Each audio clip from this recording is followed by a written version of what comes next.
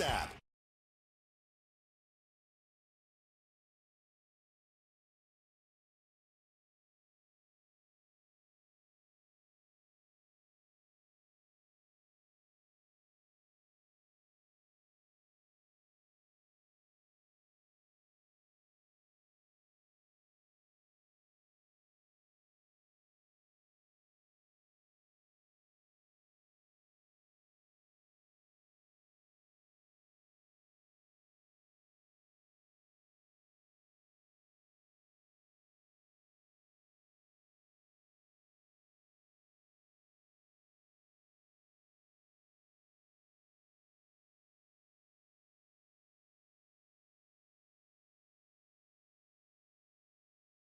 For Toronto if they want to make the postseason.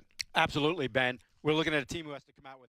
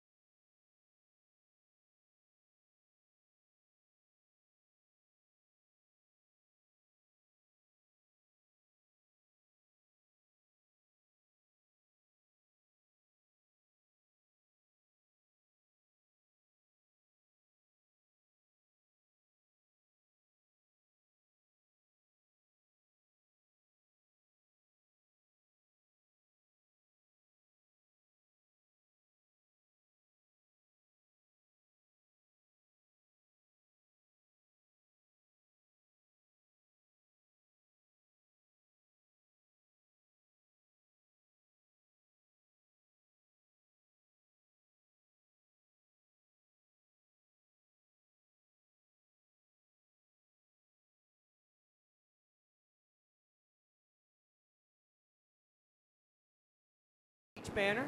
Yeah, we've got to welcome Doug Gonder as the new, I believe, new assistant series director. Jeff Weiss is the new head of.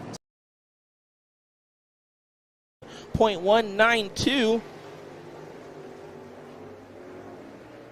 Youngster waving the white flag on the front straightaway.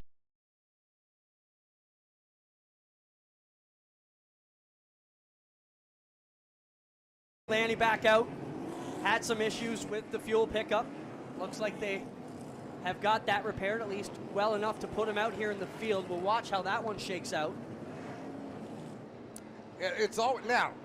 I remember years ago we were out in Saskatoon. Scott Stackley blew up his engine in practice, and it didn't look like they were going to get to race. They had a backup car, but as per the rules, you were not allowed to go to a backup car.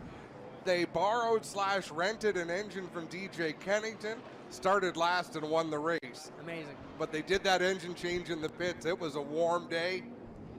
And I can still remember DJ because he finished in the top 3, was not impressed with the burnout Scott Steckley did after the race. I lent you that, but I didn't say you could burn it down.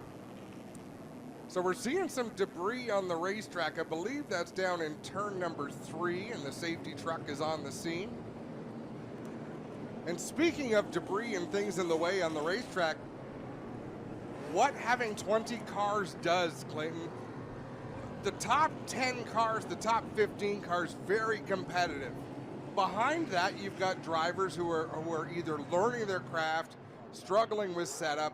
Like Glenn Steyer's a veteran driver, but this is brand new to him. TJ Renamato still learning his way around things. Sam Fellows learning how to get it done. Brian Cathcart has been away from the sport for a while, while Stacey has been away. The reason I bring all that up, that is going to create traffic for the leaders, and we haven't seen that in a couple of years. We haven't had the kinds of fields where you have traffic. It is going to be a game changer. Yeah, it won't be long before we have cars bumper to bumper ringing this entire track surface. Got to be getting close, though. One to go this time at the stripe. Next time we're going to set them loose for 250 laps. Alex Tagliani hanging back in that Viagra NTN number 18.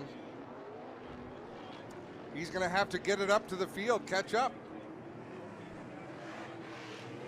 It's just about go time, Adam. Half a lap. Time to tighten up those belts. Spotters and crew chiefs will be talking to their drivers, keeping them calm and cool.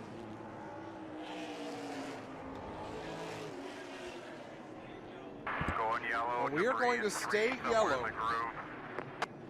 More debris in turn 3. That's where the cars are right now. I don't see it on our screen, but that doesn't mean it's not out there. So, if you're Alex Tagliani, Adam, you've got one of your major sponsors, NTN Bearings, here for the NTN Ultimate Bearing Experience 250. A lot of pressure come from the back. You know, are they feeling that heat here tonight? I don't think so. I think they're still angry from how 2021 ended. Alex Tagliani should have been the champion in 2021. He came into the final weekend at Delaware with a solid points lead. All they had to do was finish decent. And they struggled. They had some bad luck. They had some issues that cost him the championship. I think that chip on their shoulder is bigger than any stress of having your sponsor at the track. As we go back to one to go, you remember a few years back when he spanked them here, lapped almost the entire field, or maybe the entire field. Not quite the entire field, but almost. There was only 2 cautions that day, so that race ran a long time under green. But again, we've got some more cars here this weekend. Another driver who was a story back then was Larry Jackson, who to that point enjoyed his best career. The conductor of craziness. Hi, Nicholas. Hi, Nick. Welcome back. Hello, gentlemen. How are y'all? Well, It was nice to have a break for you. I mean, welcome back to the tower, Nick. Down into turn number 3, Lapsevich couldn't close the door on LP Dumoulin. Now he will clear. Top 2 have strung out single file. They are 2 wide all the way through the field. Yeah, double file there with the Quebecers going at it. Dumoulin and Lassard working on the outside. Lassard up on the top 3 working the bottom, and Kennington right up the back door of the 8.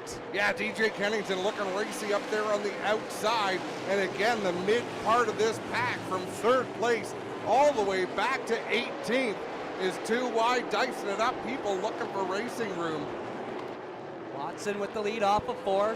Lapsevich trailing. They almost got 3 wide there with Marc-Antoine Cameron, LP Dumoulin, and the Lassard number 8. Kennington a little bit back behind them, and then Gary Clute trying to make it to the mix, but it's still the 9 of Watson. And I'll tell you, Clinton, 3 wide is something you will see quite a bit here at Sunset Speedway. Because when there's a car on the inside of another car driving the. And once again, the track record here, ladies and gentlemen, set by Kyle Larson last year, night number 1 of the World Finals, 14.183 seconds. Our quick time so far has come to, our quickest time of the week so far has come to us from Big Sexy Brandon Overton, 14.594. We were under 15 seconds in hot laps just a moment ago with Smokey Madden being the only car to go under that 15-second hoop there, Jason. We're going to see what we can do here with the rest of the super late models. They come out. Was going to be round number 10. I guess if you're going to go chronologically, number everything out, it's going to be round number 9 for the XR Super Series here for 2022. First cars coming out onto the Speedway. Jason, take it away. rolling out onto the Speedway. First car to take it out of Mooresville, North Carolina. Driving the Donaldson Grading Tomcat G-style transport, sponsored Longhorn chassis with Clemens Power. That is the high side tickler, Kyle Strickler. Second car out onto the group, the 93 car out of Lincolnton, North Carolina. That is Carson Ferguson. Then we get rocking and rolling Longhorn chassis, Cornet Power, Hoopah Grading, and WP Shocks is all the sponsors on the car number 93 for Paler Motorsports. Third and final of the trio, the 9L out of Chalk Hill, Pennsylvania. That is Mason Ziegler in the Rocket XR1. JLE Transport, Imperial River Transport, OVR sponsored. Car number 9Z for Mason Ziegler. Kyle Strickler, fastest of the group there, 15.227. Ziegler going to time in. He'll go third quick, 15.754 in the middle. Group B, Carson Ferguson at 15.600 seconds. Kyle Strickler, quickest of the group, 15.227, Nick. 15.227 the mark so far, ladies and gentlemen. Next three cars going to be rolling onto the speedway. First one out of Fayetteville, North Carolina, a Longhorn with Pro Power under the hood, the Grant Lee Farms MGL Auto Sales number 18D. It's going to be Dalton Wilson. Second car in the group out of Charlotte, North Carolina, right here close to home, an AK race car, the number 11 on the side. Give it up for Austin Kirkpatrick. And the third car in the trio. He's got a win with the XR Super Series this year out of Blairsville, Georgia. Drives the number 49 machine. It's a Longhorn with Clements Power. It's going to be Superman Jonathan Davenport, the Nutrient Ag Solutions ASC warranty number 49. Quickest to the top of the charts, it's going to be Superman, 15.190 seconds. Dalton Wilson goes fourth quick, 15.745. Austin Kirkpatrick going to be sixth right now. Superman will get a little bit better, 15.130 for Jonathan Davenport.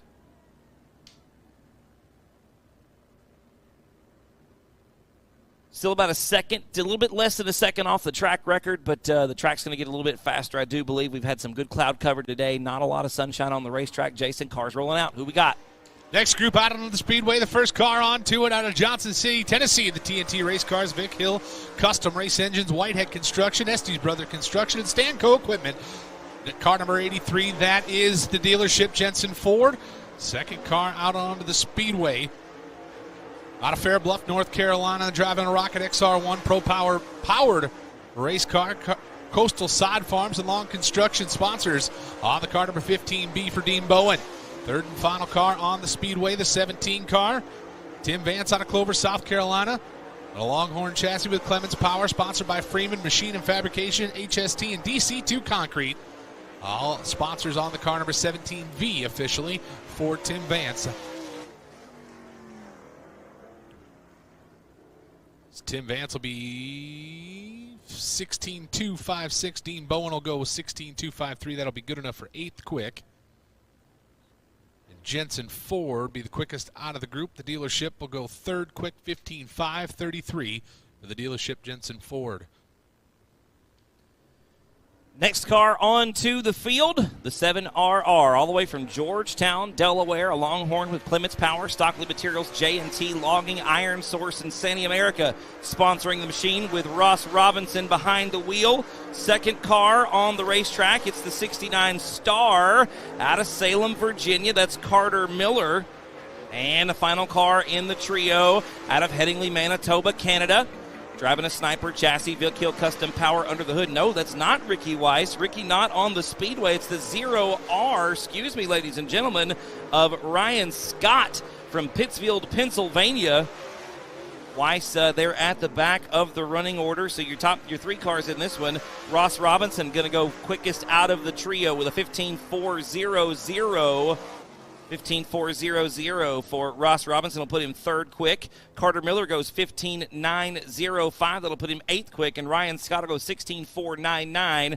That'll be good enough for the 12th position here in Group A. Next group set to roll out onto the speedway, led to it by the 2X out of Aiken, South Carolina. That is John Henderson in the 2X.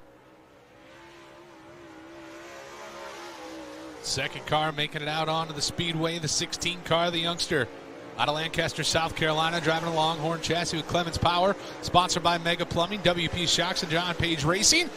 Or the driver out of Lancaster, South Carolina, Mr. Ben Watkins. Third and final car of the trio, the 6 junior out of Cochran, Georgia, and the Longhorn chassis with Southeast Performance Racing Engines. PMR Aviation and Martin Industrial, the sponsors on the 6 junior of Parker Martin. Ben Watkins, fastest of the group. He'll go. Take it to the outside around the returning veteran. Stiers slammed the door closed on Rafael Lassard. There was a bit of contact, but on the bright side, he passed Renamato. Let's see if there's any damage to the Lassard 8 as they come by. Just a donut on that right front. It didn't even look like out of the scheduled 26 so far. Taking the time, ladies and gentlemen. First car onto the speedway in the next trio. Driving the 7R from Bloomington, Indiana. Give it up for Mr. Kent Robinson. New entry tonight. Another new entry right behind him, the 18 machine out of Newberry, South Carolina. That's going to be Brett Ham. And the third and final car on the speedway out of the city of Eatonton, Georgia. It's a Rocket XR1, Vic Hill Custom Power under the hood, Atlanta Paving and Concrete Construction, sponsoring the 10G of Garrett Smith. Kent Robinson's first lap, 15.796. Brett Ham will go a little bit quicker, 15.700. Garrett Smith, the quickest of the trio so far. Garrett going to be fourth quick on lap number 1. Brett Ham going to go second quick, 15.163 for Ham. Smith will be fifth quick, 15.385. And Kent Robinson going to be eighth quick, 15.485 for Kent Robinson.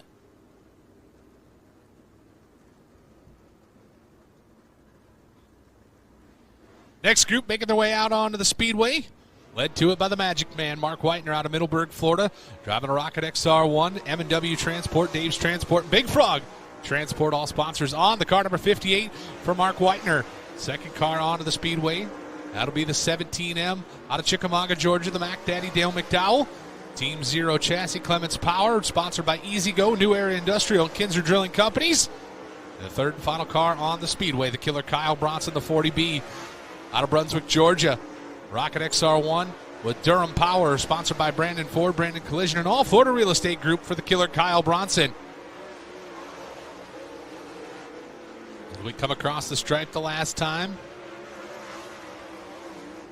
Dale McDowell, time in seventh quick so far.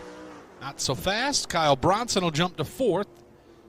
Bronson will go 15.323. Dale McDowell will go 15.399. And the Magic Man will be good enough to go 15th quick, 15.770. Gentlemen, we've got the near full rainbow off the back straightaway. Wonder who Another one. $50,000 worth of pot of gold here tonight. Next cars onto the speedway. That's a good question, Chad. We've got a lot of good cars in competition. Next one's on the speedway, the 17D from Cross Lanes, West Virginia. Longhorn Chassis, Vic Hill Power under the hood. Tim Short Auto Group and Wayfloor covering, sponsoring Zach Dome in the 17D. Second car on the speedway out of Milton, Florida. The 10J machine is Joseph Joyner, the Hunt the Front crew. It's a capital race car, Langenfelder Mechanical Contractors and Trading Paints, sponsoring the 10J.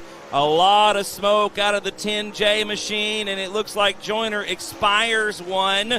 And the third and final car out of Hawkinsville, Georgia, the Hawkinsville Hustler. It's Will Harrington.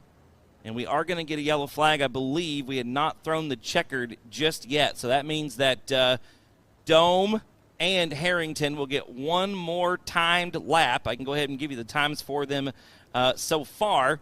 Zach Dome coming in with a 15.173. That'll put him third quick. For what it's worth, Joseph Joyner did put in a 16.659. That's not going to help him very much. Will Harrington going 15.969. Harrington will be 19th quick. And like I said, Zach Dome going 6th quick with a 15.299. Each of these drivers going to get one more lap on the clock. And we'll get the Hunt the Front crew back to the pit area. Yeah, another almost complete rainbow here, boys. We had a double rainbow that was just about complete yesterday. I'm going to jump in real quick. You'll see the 20 of Jimmy Owens off the back straightaway. He missed his slot here, so I believe he gets, one lap, I believe once we're all done with this. So I believe he'll be out next. Yes. Cody Early checking in. Jason says we're killing it, says he's jealous, says he wishes he was here. Cody, we miss you, brother. We wish you were here as well. A great group of late models on hand here this evening. 51 strong tonight for the conclusion, the finale of the Colossal 100 after a 13-year absence. Good to bring the safety crew here on the racetrack and put out some quick dry. We do have a lot of oil on the speedway.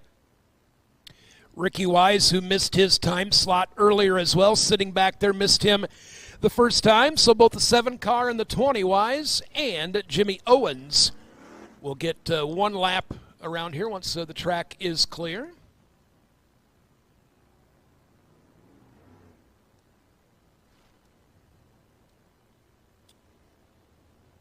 Once again, guys, some great racing that we've seen here the last couple of days.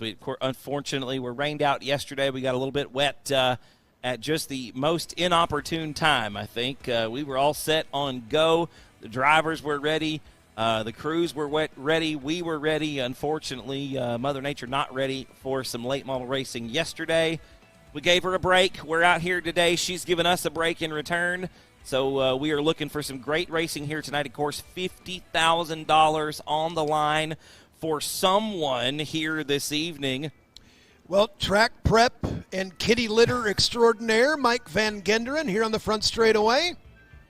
His eyes quickly picking up where the oil spill was here on the front straightaway as the bottom end went out of Joseph Joyner's car, unfortunately. Little known fact about Mike Van Genderen, he actually invented kitty litter. Really? Yeah, for this purpose. No idea. We found out that it was useful in litter boxes only after knowing how well it soaked up oil on the racetrack. So this is the original function of kitty litter, also brought to us by Mr. Mike Van Genderen. Look at the hustle. Yeah. Yeah. I think oxygen might soon be needed in turn number 2 here as Another little-known fact about Mike Van Genderen, Chad, is he actually breathes in carbon dioxide and breathes out oxygen. So Mike replenishing the track as he goes around. So hats off to Mike Van Genderen. We couldn't do it without him. The world is literally a better place because Mike is in it.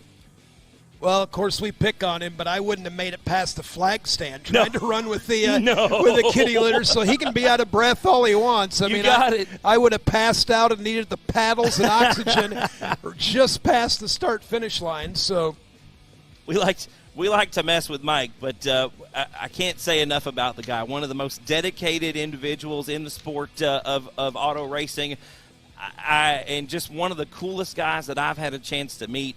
Knows so much about what it takes to make really any dirt track at its peak, bring it to its peak performance. We have seen some great racing here, guys, over the last couple of days, of course, Wednesday and Thursday, at a racetrack that hadn't been touched since November.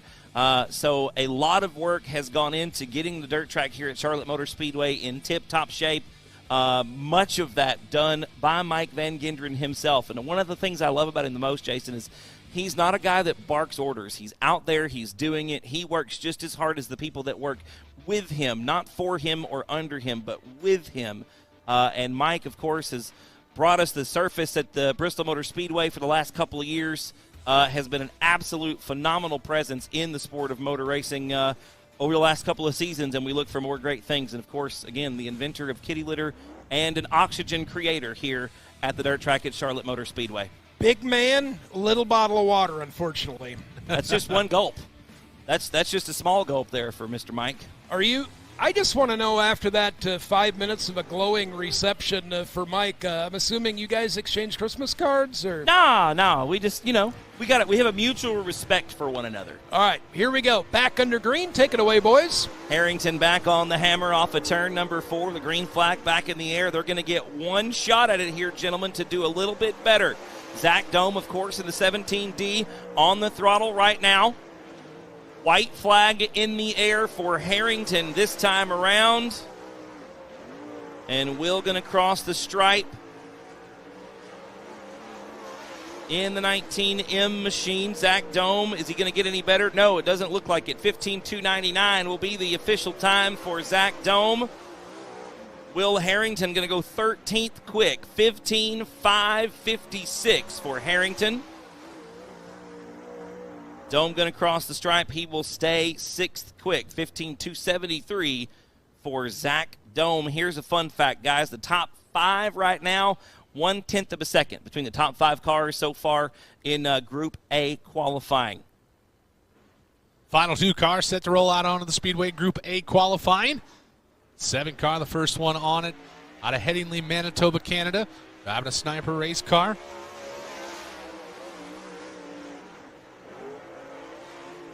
Vic Hill Custom Power for J&C Properties and G-Style Transport. Collins Brothers Towing sponsored. Car number 7, Ricky Weiss, the Manitoba Missile. Second and final car, group number 1, the 20 car out of Newport, Tennessee. We call him the Newport Nightmare. He drives a Rocket XR1. Vic Hill custom powered for Ramirez Motorsports. That's Jimmy Owens at the 20 car. He will time in. Yeah, Ricky Weiss will be 24th quick. 16.264. Doing a little scrolling. Jimmy Owens will go 10th quick at 15.407. So Jimmy Owens will be your 10th quickest time trial in group number 1. That'll do it. That'll Group do 1. it for group number 1. Absolutely. Group 2 going to roll out onto the speedway here, gentlemen. First car up in this one. It'll be the number 88. We'll wait for Trent to get out onto the speedway as we get ready for group number 2. It'll be the 88 machine of Trent Ivy, a Longhorn with Clements Power between the frame rails, Barfield's Timber, Newman Fence, Palmetto Pole and Piling, and Spartanburg Fleet Services, sponsoring the number 88. Second car on the speedway out of Pine Grove, Louisiana. That'll be Manny Falcon in the 995, and the third car in the trio out of Pine Level, North Carolina, driving a Longhorn with Vic Hill Power, Carl Shelton Rental Property, Donnie's Body Shop, Bobby Taylor Oil Company, sponsoring the D8 of Dustin Mitchell. Trent Ivy quick so far in this group, 15.329 on lap number 1. Checkered flag is out. Will it be better? Yes, it will. 15.174 for Trent Ivy. Manny Falcon, 16.424 on lap number 1. He'll do better, 16.206. Dustin Mitchell going to go second quick in that group, 15.435 for Mitchell. And Manny Falcon will be third quick so far with a 16.206. 16206. 15.174 there, top of the heap. How would that have stacked up against the last one? I didn't write it down because I'm horrible at note keeping. It was a little bit slower. 15.130 is what we had in Group A. So you've been writing the stuff. So we would have been right up there towards the top. Second group rolling out onto the speedway out of Dade City, Florida. The news show in the Rocket XR1 chassis, sponsored by Skipper Smokehouse, Jim Pacino Trucking, Williams Trucking, and Big Daddy's Castle for the 17SS of Brendan Smith. Second car out of the speedway out of Mount Holly, North Carolina. Driving the Team Zero race car, Clements Power, the Live Oak Aesthetic and Family Dentistry, sponsored car number 22 for Chris Ferguson. And the third and final group car of the group, the 42, out of North Augusta, South Carolina, the Longhorn chassis with Clements Power, and the Barrett's Performance Warehouse, sponsored car number 42. That's Clay Knight. We come across for the first time. It'll be Fergie time to the top of the heap, 14.904. Chris Ferguson, new quick time, 14.904, and that'll be new quick overall. Yes, it will. I was just about to say that is quick time overall there, ladies and gentlemen. Looks like Clay Knight going third quick, 15.361, and Brendan Smith, 15.599 right now. Will put him fifth quick. Racetrack still evolving into something better? Yes, sir. Absolutely. Absolutely. Coming up next, ladies and gentlemen, first car on the racetrack, the 22 Star out of Statesville, North Carolina, with the Coronet Power underneath the hood. It is G.R. Smith in the Gambler Transport Kaiser Manufacturing Victory Circle Auto Sales number 22 Star. Behind him, another new car for the evening. It's the 1G of Ryan King out of Seymour, Tennessee. And the third and final car in the trio, the only repeat winner so far in XR Super Series competition out of Great Court, South Carolina. It's Smokey Chris Madden in a Rocket XR1 chassis, driving Racing Formulas and Henderson Amusement, sponsoring the number 44. Madden goes second quick, 14.978 for Smokey. Ryan King will be fourth with a 15.302. And G.R. Smith going to go sixth quick.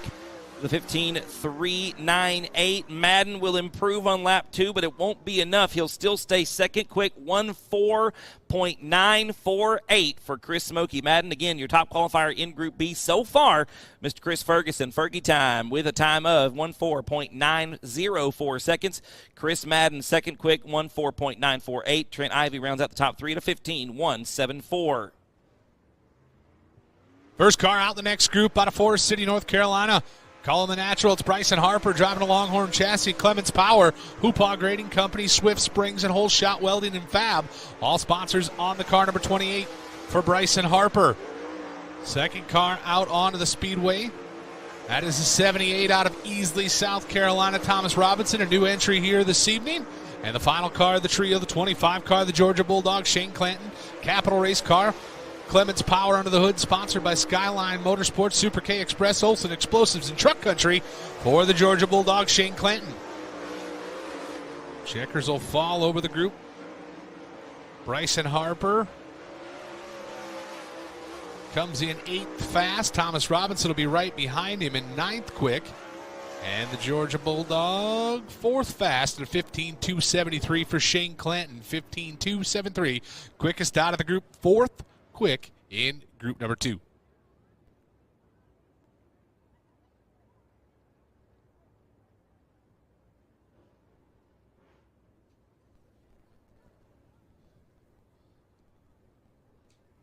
And next up onto the racetrack, ladies and gentlemen, a driver who's been through several of our events here with the XR Super Series, starting in in Lake City, Florida at Alltech Raceway.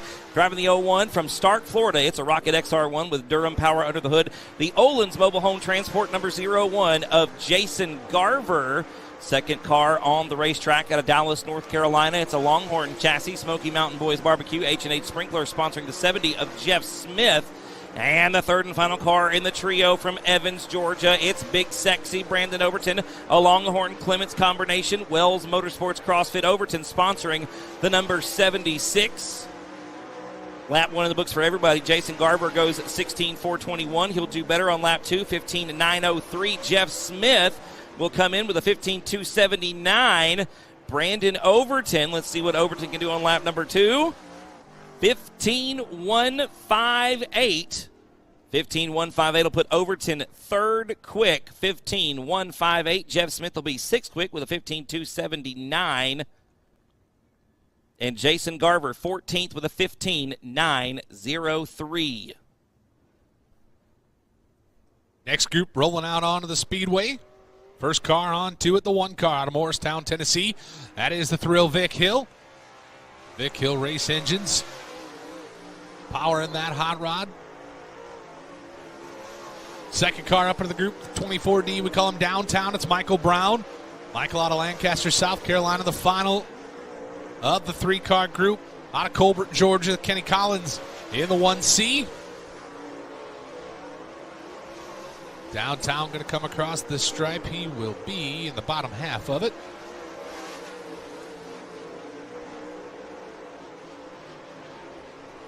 Final time around for Vic Hill.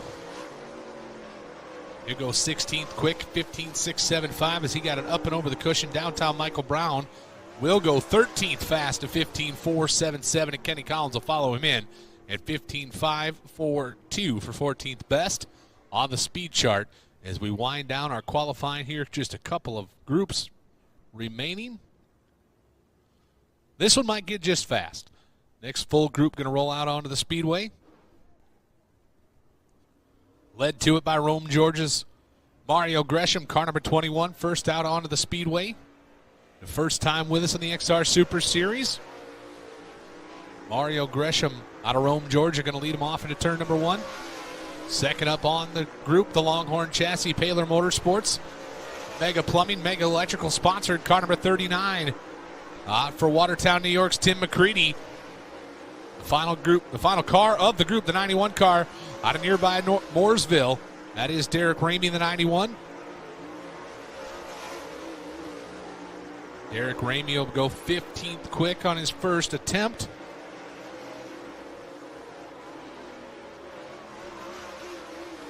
Tim McCready will be good enough for 8th. 15.325, 15.325 for Tim McCready. That'll be the fastest of the group. Derek Ramey actually will better him. Derek Ramey will go 15.292. Good enough for 7th fast. We get set up for our last couple of groups here. Maybe just the last one. Looks like one going to shuffle.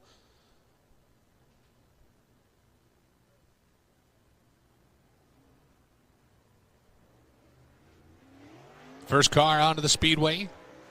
Car number 79 out of Clover, South Carolina. That is the boss, Ross Bales. He'll sell it off at the first turn. Second car out of the group, it's Keystone Kamikaze. The 111V Max Blair Oh, trouble for Scott Bloomquist, the final car in the group, the 0. Up and over the cushion in turns 1. He'll gather it up. He'll have another opportunity to better the time. Checkered flag on the speedway for the 79 of Ross Bales. And he will go officially 17th quick. Bloomquist going to come across the stripe for the final time. And that will be... That'll be good enough for 16th quick at 15.472 for Scott Bloomquist. Oh, Chris Ferguson, first group out, second group out here in session number 2, and that'll be quickest overall. Quickest in group 2, quickest overall for Chris Ferguson. Quick time with a 14.904, Chad. That was blazing. Yeah, so Fergie time with quick time. How about that for the 22? I think they like it. He must be a fan favorite or something. Maybe he's from around here. Well, Ferguson, a win on the tour so far, picking up $50K at Bristol earlier this season. We'll give Fergie a chance to get settled and bring him around up front to have a conversation with our overall quick time individual here tonight. I had the opportunity. I drew the short straw and had victory lane that night in Bristol when he picked up the win. I told Fergie the other day, I said, well, one of these nights we're going to have to get back together and do that. He said, let's save it for Saturday. So, well, your plan. I'll just go with it. So we'll see how it works out. Maybe we can get him down there, get us an interview together, me and Fergie again. Right there, if you want to get his merch, you can do it. He's got some of the best in the game, folks. I'm telling you, if you're not here in person, he's got a really, really, really great merchandise trailer out there. And if you haven't seen it yet, he has got a veritable cornucopia of merchandise items, koozies and stickers and keychains and windbreakers and polos and hoodies. And you forgot the sexy flag he's got, too. I mean, he raised the flag game down there, and that's something I certainly pay attention to. He had a simulator out there. You could take some rides. They're in the iRacing simulation rig that he had down there as we approach our pre-race ceremonies. Of course, great crowd here tonight. We just appreciate everybody. 13 years in between Colossal 100s, and we are proud to be back, glad to be back. We lost, obviously, last night to some rain showers. Actually, a big old rain shower early, Jason, and forecast wasn't looking so great the rest of the day. Yeah, that was a gully washer, man. This place was a beach. So we will take a moment for some track prep and obviously getting set for getting things kicked off. Just our pleasure to be here.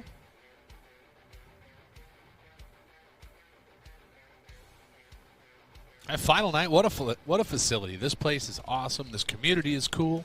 There's so much stuff to do. Well, and you mentioned community. I mean, everybody here, whether it's part of the SMI group, the track, have welcomed us in with open arms. The community has been awesome.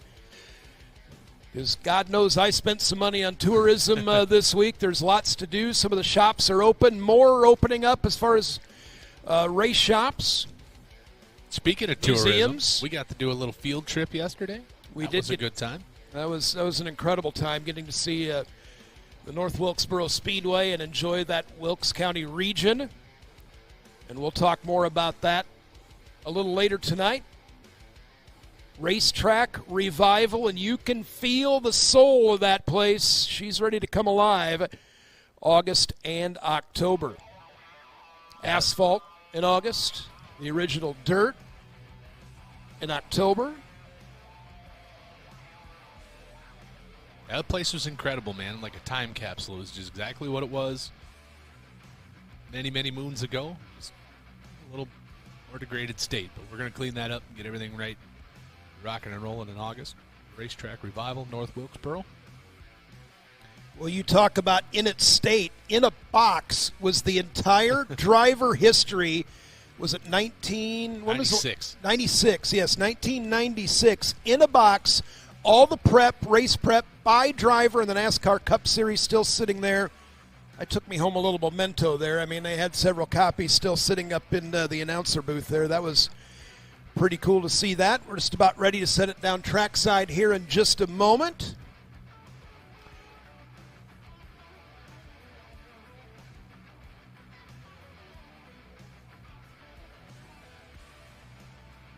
We will also chat with here in a moment our overall quick time driver, Chris Ferguson, coming early in Group B qualifying in our XR Super Series Super Late Models.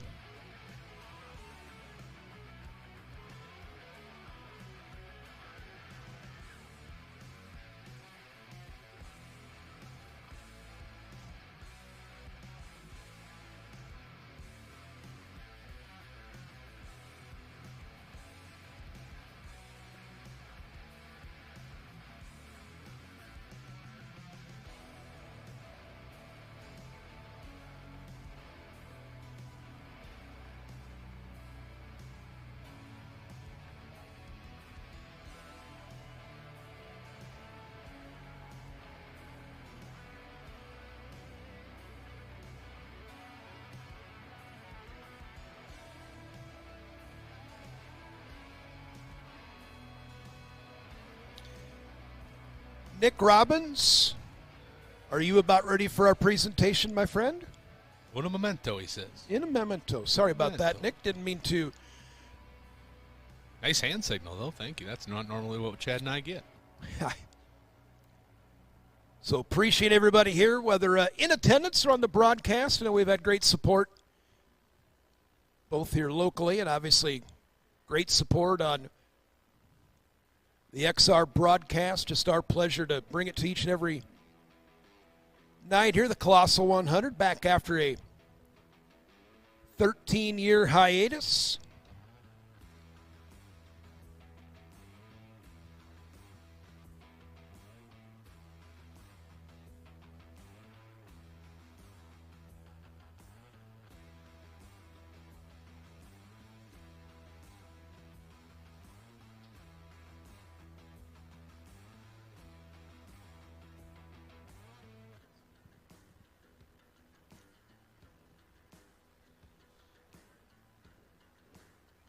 So we've got our 604 qualifying heat races racked and stacked and ready to go.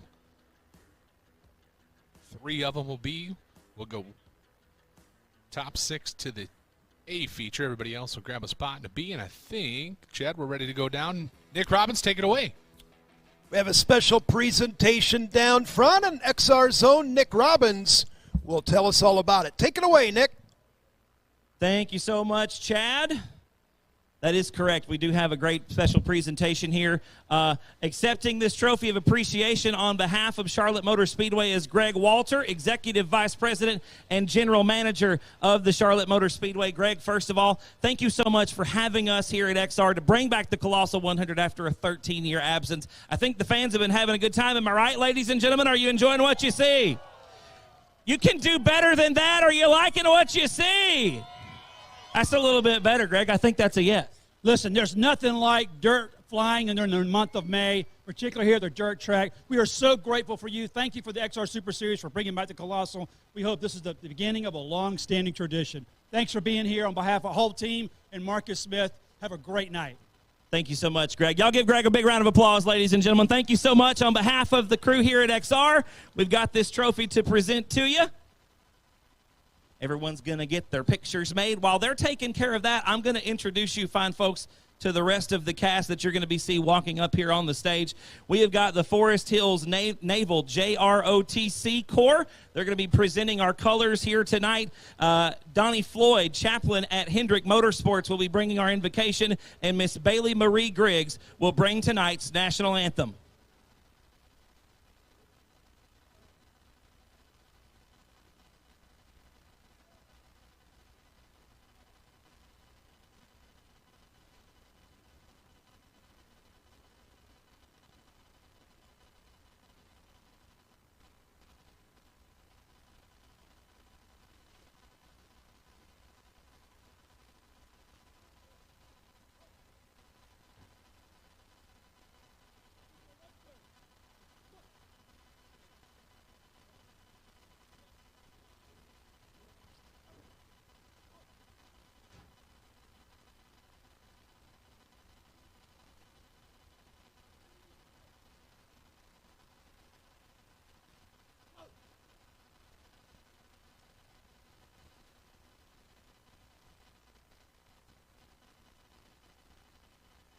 At this point, ladies and gentlemen, I would like to recognize all of our current service members and our veterans in the crowd here tonight. If you're a current service member or a veteran, would you give us a wave, please? The rest of you, give a fine acknowledgement to these folks.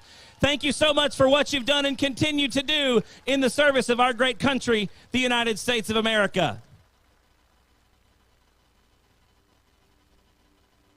Let us pray. Dear Heavenly Father, we just take this moment to pause briefly and thank you for first and foremost this beautiful weather, Lord. God, we like and thank you for the spirit of competition. And so tonight, as these fans enjoy themselves, these drivers race to compete to win, we ask, God, Lord, that you bring safety to the drivers, your mercy and your grace upon us. God, we thank you for our salvation in Jesus Christ. And we pray, God, Lord, in a world that seems not understandable at the moment, God, that you just help us find a place of joy tonight in community. And so, God, as we look to enjoy ourselves through racing tonight, we just pray, God, Lord, for your mercy and grace over this. We pray this in Christ's name. Amen. Oh, say, can you see by the dawn's early light what so proudly we hailed at the twilight's last gleaming, whose broad stripes and bright stars through the perilous fight o'er the ramparts we watched were so gallantly streaming, and the rockets red glare, the bombs bursting in air gave proof through the night that our flag was still there. Oh, say does that star-spangled banner yet wave o'er the land of the free and the home of the brave?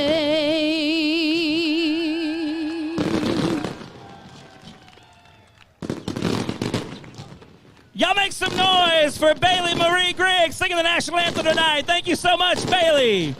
Thank you to Donnie Floyd for bringing our invocation, and thank you so much to the Forest Hills JROTC group for presenting our colors here tonight. Charlotte Motor Speedway, are you ready for the Colossal 100?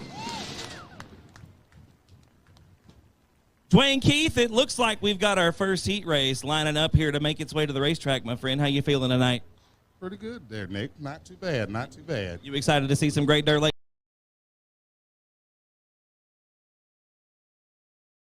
The rest of the field will come down.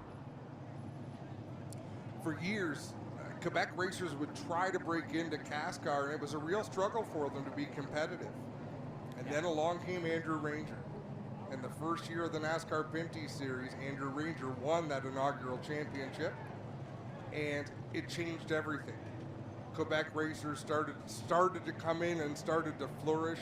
Alex Tagliani joining the series, the Dumoulins joining the series. There was a lot of prestige to racing in this NASCAR Pinty Series, and all of a sudden, Quebec was the dominant force, and it was tough for an Ontario driver to get a win. I was going to say that. The Quebec drivers almost took over this series for a couple of seasons there. They were dominant and outnumbering a lot of the Ontario drivers. As you see, crews getting ready to fuel up, and a lot of them are doing that now, Adam. That's the first task they were told in the drivers' meeting, to make sure you take care of fueling first and then make any other adjustments you may need.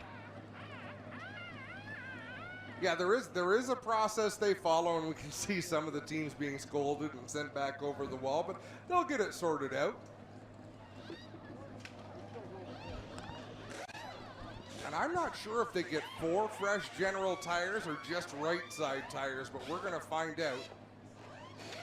It looks like the 8 of Raphael Lessard has a couple more tires perched up on the wall, so maybe it is 4 fresh skins for the second half of this race.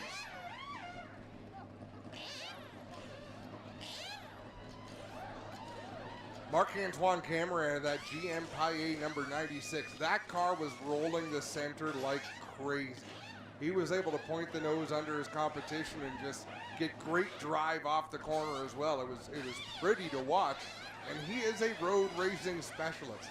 The winningest driver in the history of the Grand Prix de Trois-Rivières. Marc-Antoine Cameron has won more events there than any other driver, and here he is winning races on ovals. Well, his game has really upped the past couple of seasons, Adam, and when you get out here and race against some of these drivers who are some of the best oval track drivers in our country, you're going to learn quick. And just like these oval racers that went road course racing, you know, DJ Kennington was an oval racer, Donnie Thompson, and they became dominant. They really learned how to get it done. Kerry Mix, who sadly to me is in the stands, not racing anymore. I loved watching Kerry Mix when he was in his prime and pushing his way around Some great battles. racetrack. I just think about that, yeah. Just fun to watch. Just someone you didn't want to push around. No, You get it right back. because he had the skill, he had the willingness to race aggressively and to use his front bumper, but he had the skill and finesse to be better than anybody on a road course. Still to this day, the closest finish in the history of the NASCAR Pinty Series was 2007, Grand Prix Trois-Rivières, Kerry Mix on top of Andrew Ranger, and the margin of victory was 7/1000ths of a second. That's one way to carry your competitor back across the line. So, crew's going to work down here. I gotta wonder, Adam, you know, look where Marc-Antoine Cameron is. He's kind of in the last pit stall. You'd think that'd probably be one of the worst pit stalls. I like it because if you get into trouble, say you get that flat tire, you're right there ready to work. You only got to limp it to there, not all the way around here. Yeah, you're not wrong. I'm kind of a fan of that spot. They line up your pit stalls by points. So in the NASCAR Cup Series, they get to choose their pit stalls based on how they qualify. I believe that's still how they do it. In the Pinty Series, they line them up by points. LP Dumoulin, the defending champion, he's got pit spot number 1. The 96 and the 27 have no points from last year. Got ya. And if you have multiple cars in one team, you can pit them all together, just like Hackinson's are. Yep. With the 3, the 8, the 92, and the 66. And I believe you don't get the top running cars pit stall. I don't know if they give you the worst points run. Like, they're all in different positions.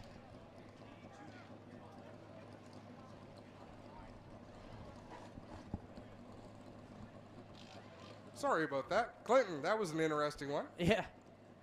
Track staff, if you can please hit the light switch. We need the track lights turned on if you're out there. We need to keep this race going, so flick on the lights, please. So the point being, if LP As they come and they put another lap in the books. 5 laps to go as they head off down the back straightaway for the 55 machine.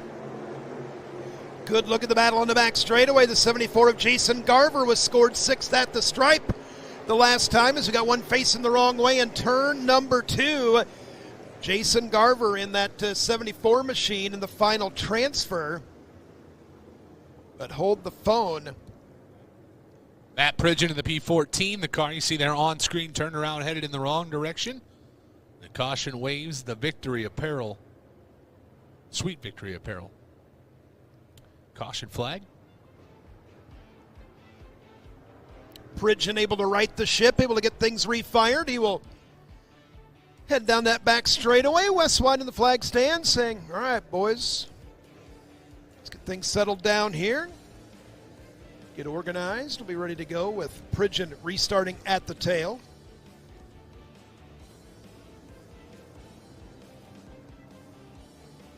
Matt Long, as you said, able to lay down a quick time. Earlier here tonight, fired off on the inside of row number 1 with the 2:15 of Jamison McBride.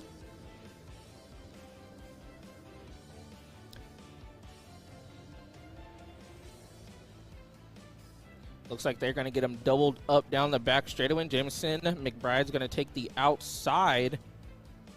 Matt Long kind of got away from him on the start of the green right there. Jamison McBride kind of almost fell short into that third place position. Had a good little battle going on with the 18E machine of Ethan Wilson. Let's see if he can gain some composure. Going into turn number 1 this time. Ethan Wilson, Benji Hicks, row number 2. Colby Quick, Jason Garver, the rest of your top 6. Coming to the restart. Double checking the lineup. Double file restart as we bring them back to the green flag. Not our normal mode of transportation. Well, wait. They're going to make silly out of me? Sure they would. Sure they would. Delaware double file restart. Leader out front. Second place car has the choice whether to fire from the inside or the outside of the first double file row. Heads up from there on back. Coming to the Gorsuch Performance Solutions restart zone. They find it, Jason, and we're underway. Matt Long in a hole shot once again and lead us off into the first turn. Wilson will slide to the bottom side of the 215 and take the number 2 position. As he tries to slide it and glide it all the way to the top side, he'll put the 215 all the way to the cushion and take sole possession of the number 2 spot. At the stripe, it's 3 to go this time by. Mad scramble at the back of this one. The 14 of Pridgeon trying to make up for lost times. The 74 losing out on that one as well, as Garver got shuffled nearly all the way to the tail, and they're trying to make amends right now. You got to get to the top 6 in this one. 2 to go, Joe. 2 laps left to go, and let's see, it looks like the 18E machine of Ethan Wilson closing in on your leaders. He's going to see the white flag this time by. We got a battle going on between the 215 of McBride and Benji Hicks. It looks like Benji Hicks trying to close the gap in on the 215 machine. Second place the battle on the speedway, the 215 of Jamison McBride trying to run down the 18 of Ethan Wilson. Good battle inside of your top 4 as the checkers will fall for your race winner, Matt Long. The 55 top qualifier, tops in heat race number 1.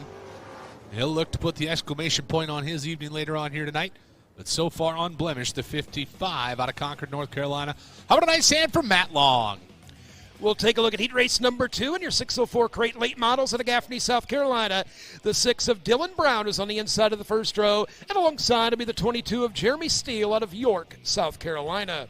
Second row is going to be the 7J machine out of Redsville, North Carolina. It's going to be Dalton Jacobs. And to his outside in the 20G machine out of Union Grove, North Carolina, it's going to be Chud Gunther. Row 3 to the inside out of La Plata, Maryland. That is Ray Love in the 08L. His outside out of Gaffney, South Carolina. The 08 is Leighton Sullivan. Row 4 inside is a 2A of Matt Altiers out of Pickerington, Ohio. And alongside of him, the 14C of Chuck Bowie out of Welcome, Maryland. Fifth and final row is going to be the 17 machine of Jeffrey Johnson out of Elkin, North Carolina. And to his outside, the 1-star machine out of Moshheim, Tennessee. That is going to be Josh Baker. Caution lights extinguished. Pace truck pulling in the back straightaway. Dylan Brown and Jeremy Steele on row number 1. Top 6 move on. 8 laps the racing distance here in your crate late model. 604 heat race number 2. Brown and Steele. We'll get after it right now. As they file into turn number 1, it looks like it's going to be the 6 machine of Dylan Brown. But the 22 of Jeremy Steele has a run down going into turn number 3. Oh, and it looks like Brown's going to close the door. He's going to set sail, and he's going to come across the line. Your leader. Dylan Brown, quick second overall quick time. And stepping them out, picking up, putting them down here early on in heat race number 2. Second spot still belongs to Jeremy Steele. In the 22 up to third is the 08L of Ray Love. 2 08s, of course. They had to start side by side. That is officially the 08L of Ray Love out of La Plata, Maryland, holding down the number 3 position as we work. This time by will be 5 laps remaining for your race leader, Dylan Brown. Battle for the transfer right there. Dalton Jacobs has it in the 7J. Drifted up the banking that time and give the nod at the line to the 2A of Matt Altiers. Altiers from deep in the field of this one, able to get himself at least up into the top 6 in a transfer here as we come by another time. Matt Altiers really making some moves to see if he can catch our 5th place runner in the 08 machine of Leighton Sullivan. Good battle possibly brewing, it looks like, for that 4th place position between the 20 of Gunther and Sullivan, in the 08 machine. Dylan Brown still holding down the top spot this time. We're going to go green flag, high in the air, 2 to go. Dylan Brown way out front, nearly a straightaway, the advantage over the 22 of Jeremy Steele. 2 to go. 2 laps remaining in this one. The 08 of Ray Love sitting in that 3rd spot. There is Steele solid in 2nd. As we've got 1 off the pace, Jacobs will pull it to the infield. We come to the white flag. Brown, your leader, going to turns 1 and 2. Well, the final time is Dylan Brown going to lead him off at turn 2 and down the long straightaway here in the Queen City. Off into 3 and 4, nothing to worry about. He'll point it towards the flag stand and smash her to the wood. Your heat race winner, Dylan Brown. Jeremy Steele in the 22 will come home in the 2nd spot. Ray Love 3rd. The 20 of Chubb Gunter 4th. 5th will go unofficially to the 08 of Leighton Sullivan 6th. And final transfer position goes to the 2 of Matt Altiers. And qualifying heat race number 2 is in the books. Race fans, up in a nice hand for the 6th car out of Gaffney, South Carolina, Dylan Brown, your heat race number 2 winner. Heat race number 3, ready to roll to the front straightaway at Rock Hill, South Carolina, the 67. Sits on the inside of the first row. That is Brian Mullis. Alongside is Stephen Padula from Mooresville, North Carolina, just up the road in the 31G.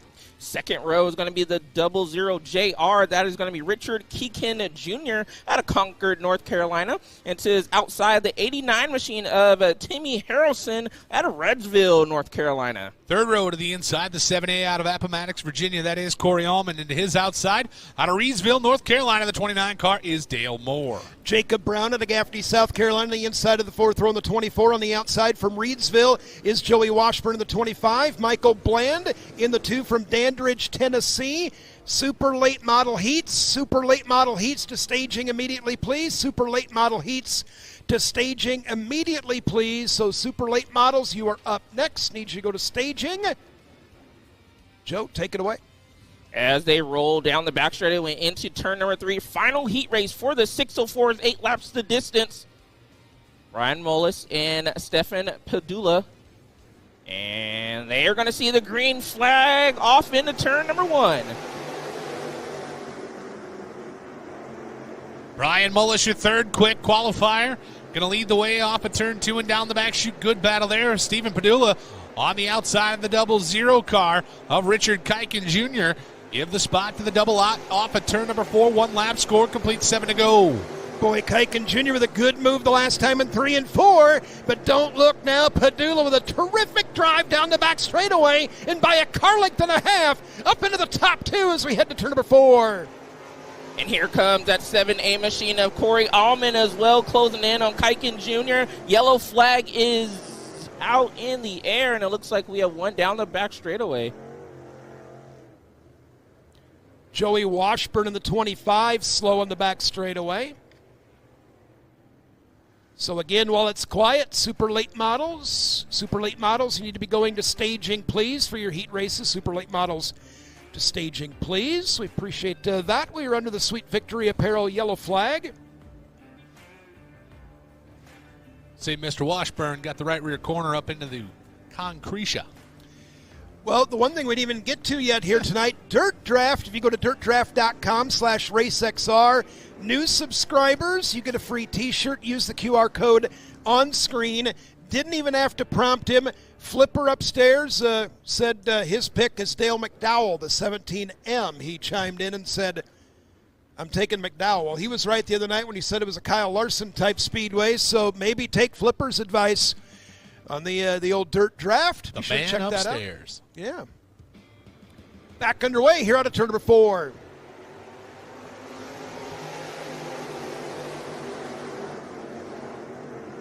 Brian Mullis once again with the big restart. He'll work him off at turn 2 and down the back chute. Padula with a little bit of trouble getting up to speed there. He'll give way to the 7A of Corey Allman, snagging the third spot off at turn number 4. It'll be 5 laps remaining this time by. Boy, Mullis was so quick the last time out of the Gorsuch Solutions restart zone as he pulls away down the back straightaway another time. Dale Moore sitting in 6th has the 24 of Jacob Brown in front of him. Excuse me, I think that might actually be, let's get across the line here. Yes, Jacob Brown in 6th. Henderson up in front of him, and Henderson might go one down here on the back straightaway. Stretched out your top 4 cars, getting away the race on the speedway for that 5th position. Everybody safe inside of the top 6 qualifiers, but right there on the screen as they buzz on through, the 89 of Timmy Harrelson and the 24 of Jacob Brown, your final 2 qualifiers. Don't look now, but here comes the 2 of Michael Bland. 2 to go. 2 to go signal. We got a good battle, 3-way battle going on, possibly you could say. Now the 89 machine of Timmy Harrelson trying to get away from the 24 of Jacob Brown. White flag's going to be presented to the field. The 67 machine of Brian Mullis, you're still your leader. Out of Rock Hill, South Carolina, the 67 of Brian Mullis looking to wire this one. Was money out of the Gorsuch Performance restart zone a couple laps ago. Will charge here off the top of turn number 4 and will cross the stripe, winning heat race number 3. Richard Kiken Jr. will finish 2nd. Corey Allman 3rd. Stephen Padula in 4th. Timmy Harrelson in the 5th spot.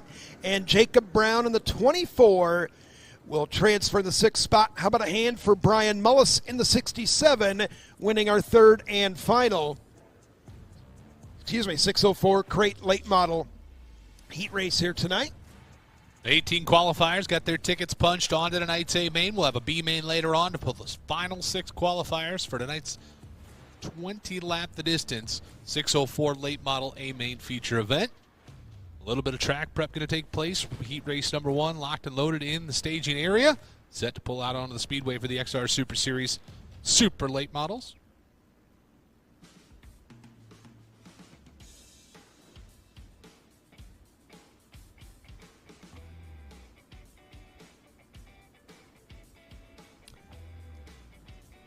So super late model sitting. The XR Super Series, XR late model sitting in staging area right now. Heat race number 1. 8 laps, the racing distance in this one. It'll be Superman Jonathan Davenport out of Blairsville, Georgia, the 49 on the inside of the first row. And alongside of him in the 40B will be Kyle Bronson from Brandon, Florida, starting 2nd here tonight. Row 2 inside as we continue to do a little bit of track prep. Garrett Smith out of Eatonton, Georgia. The 10G is on the inside of the 2nd row. Outside will be Jimmy Owens out of Newport, Tennessee in the 20. The dealership Jensen Ford out of Johnson City, Tennessee on the inside of the 3rd row in the 83. Flanking him will be Dalton Wilson from Fayetteville, North Carolina in the 18D. Parker Martin from Georgia, 6 junior car on the inside of the 4th row. On the outside is Dean Bowen out of Fair Bluff, North Carolina, the 15. And Ryan Scott scheduled to be alone in our final row in the 0R from Pittsfield, PA. Rounding out your starting lineup, there's again the dirtdraft.com/RaceXR QR code. Be sure to hop in there. You can qualify for prizes, have a whole lot of fun. New subscribers get a free t-shirt. You can either punch in that address there, dirtdraft.com/RaceXR, or hit the handy-dandy QR code on screen. Jonathan Davenport and Kyle Bronson, the killer, on row number 1. Row number 2, the 10G car out of Eatonton, Georgia. That is Garrett Smith. His outside the Newport Nightmare, Jimmy Owens at 20. Row number 3 on the inside. The 83 will be the dealership Jensen Ford. To his outside, the 18D is Dalton Wilson from Fayetteville, North Carolina. Row 4, the 6 juniors, Parker Martin. The 15 is Dean Bowen, and the OR is Ryan Scott. We're going green. Jonathan Davenport will lead us off into the first turn, 4 wide down the straightaway at one point in time, but here comes the Newport Nightmare. Jimmy Owens trying to sneak to the inside. He'll give a gander one more time. Who's going to lead lap number 1?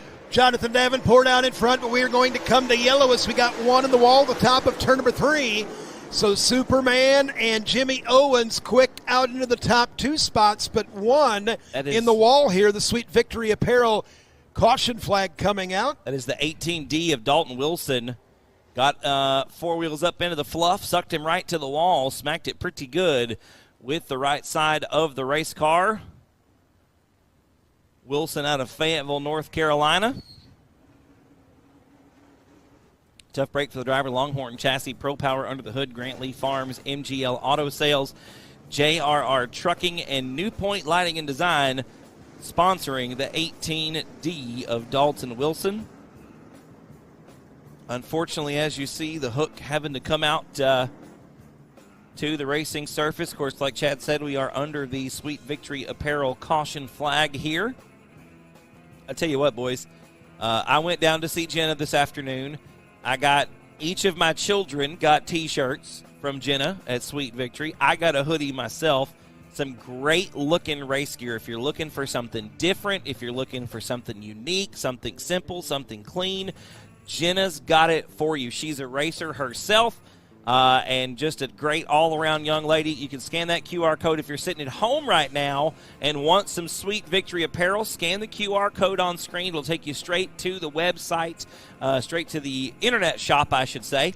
Also want to welcome in everybody checking in on Facebook Live right now. Glad to give you a little preview here of the Colossal 100. We are at the dirt track at the Charlotte Motor Speedway after a 13-year hiatus. We are back.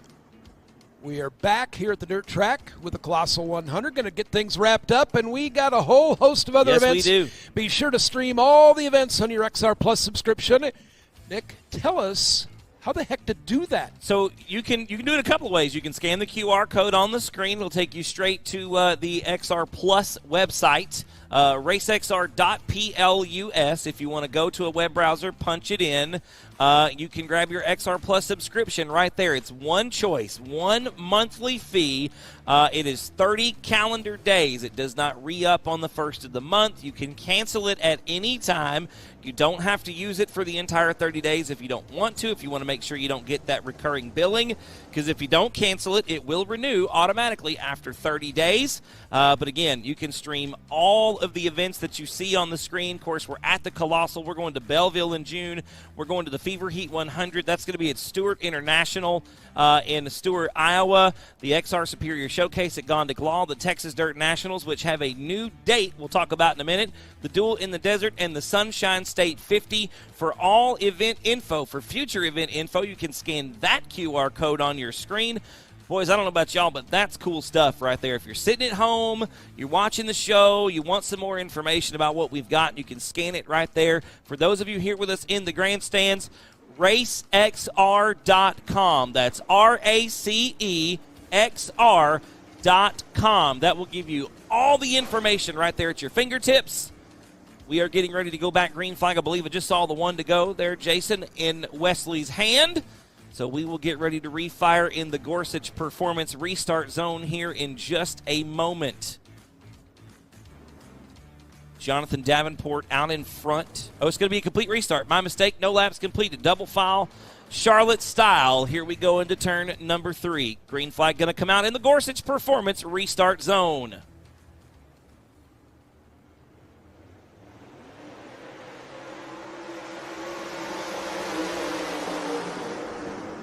The sweetest sound of all the thundering herd of the XR Super Series. And Bronson, look at that run down the back straightaway, running down Davenport. Here we go, battle for the lead, shaping up, going to 1. Good battle for the top spot, good battle for third. Right behind him, the dealership, Jensen Ford gets underneath the Newport Nightmare, give the third spot to Ford. That's the final transfer, ladies and gentlemen, but Jensen's not done yet, Jason. He takes over second from Kyle Bronson off of turn 4. The killer trying to hold off a pair of Tennessee natives as we work them 2, 3, and 4 right there in frame on the screen. Here comes Jimmy Owens. He'll snatch third off of turn 2 and down the back chute.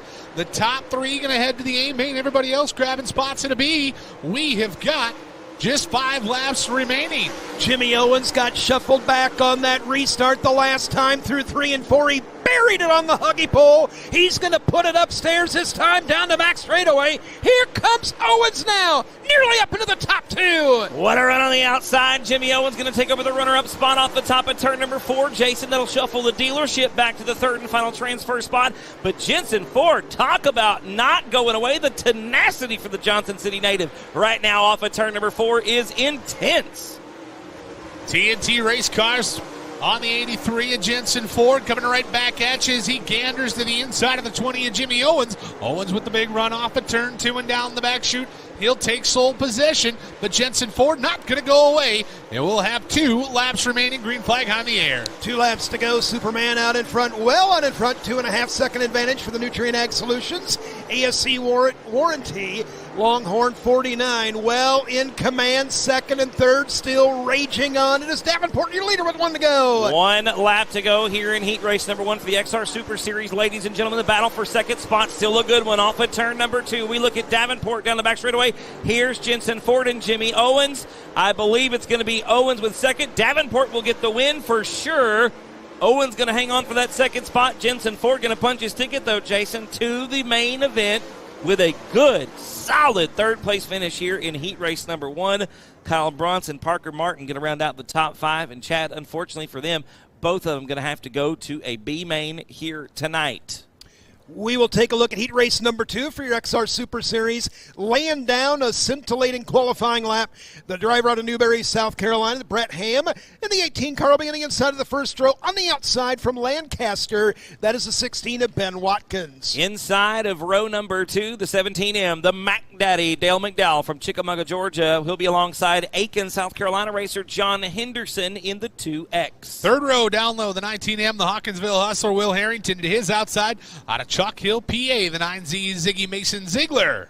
Row 4 inside, the 69 star from Salem, Virginia, that is Carter Miller. And alongside from Clover, South Carolina, in the 17, that is Tim Vance. How about this, boys? After a dismal result in qualifying earlier, Joseph Joyner, the Hunt the Front crew, they are still on the trail, gentlemen. Joining us here for heat race number 2. He'll start alone in row number 5. Once again, 3 cars going to transfer to the main event here this evening. Coming to the green flag this time off of turn number 4.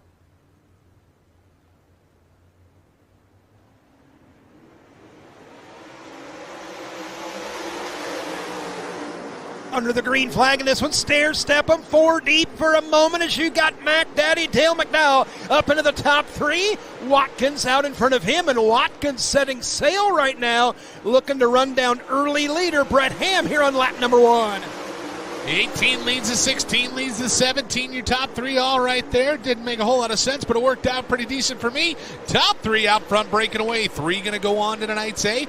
First car on the outside looking in, the 2X of John Henderson out of Aiken, South Carolina, but Will Harrington looking to go to battle with him over the final bubble position. The Hawkinsville Hustler there, Chad, working the bottom side of the speedway off of turn number 2. He'll take over the 4th spot. Harrington going to have to run down the top 3 right now. Ham, Watkins, and McDowell holding it down. 1 more lap in the books. 3 complete, 5 to go, Chad.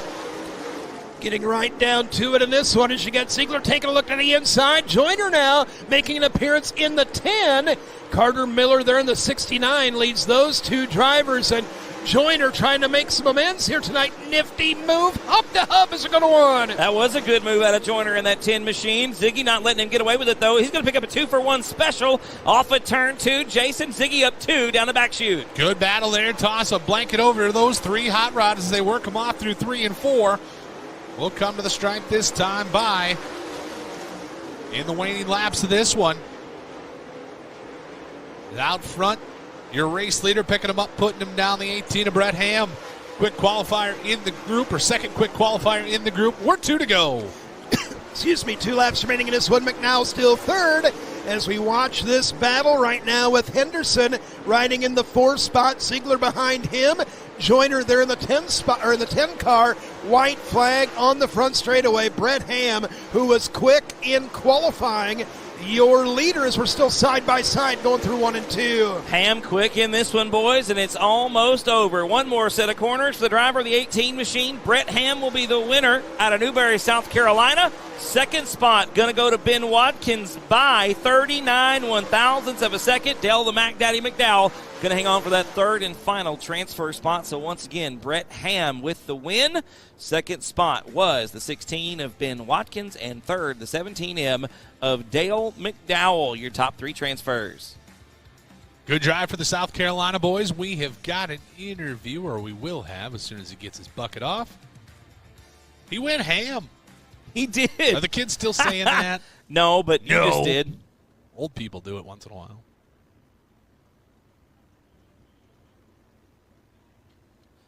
And we're going to go down to the infield with Dwayne Keith.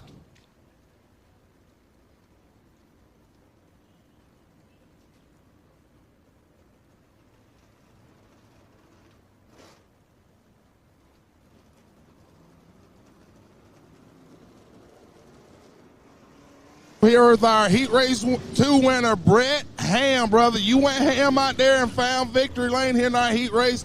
What is the game plan to get ready for the feature tonight? Man, we're just going to soak it all in here, and, track's going to blow off and change a good bit. Tire wear is going to be an issue, so going to tighten her up, tighten the belts up, and go 50 laps. How was the Heat Race for you, brother, for your second start for the year? It was good. Car was a little free. We should have made a little bit more adjustment, but man, the clean air is the great equalizer out there, so we're good to go. There we go, from the man himself, Brett Ham, back to the tower. On the pole, Heat Race number 3, the 8 car out of Mooresville. That is Kyle Strickler to his outside. Out of Cross Lanes, West Virginia, the 17D is Zach Dome. Row 2 to the inside, the 7RR. That is Ross Robinson from Georgetown, Delaware. Alongside is Kent Robinson from Bloomington, Indiana, the 7R. Third row down low, the 93 of Carson Ferguson to his outside. The 58 car, the Magic Man, Mark Whitener out of Middleburg, Florida. Fourth and final row, number 11 out of Charlotte, North Carolina. That is Austin Kirkpatrick and Ricky Wise from Headingley. I got it, Headingley, Manitoba. It took me 3 extra days, but we did it in the 7. Ricky Wise, good to have him with us here. We'll fire off on the outside of row number 4. Caution lights extinguished on the back straightaway. I'm proud of you, Chad. Oh, man, that one thing all week long, and I don't know why. I'm proud of you, buddy. Let's move on.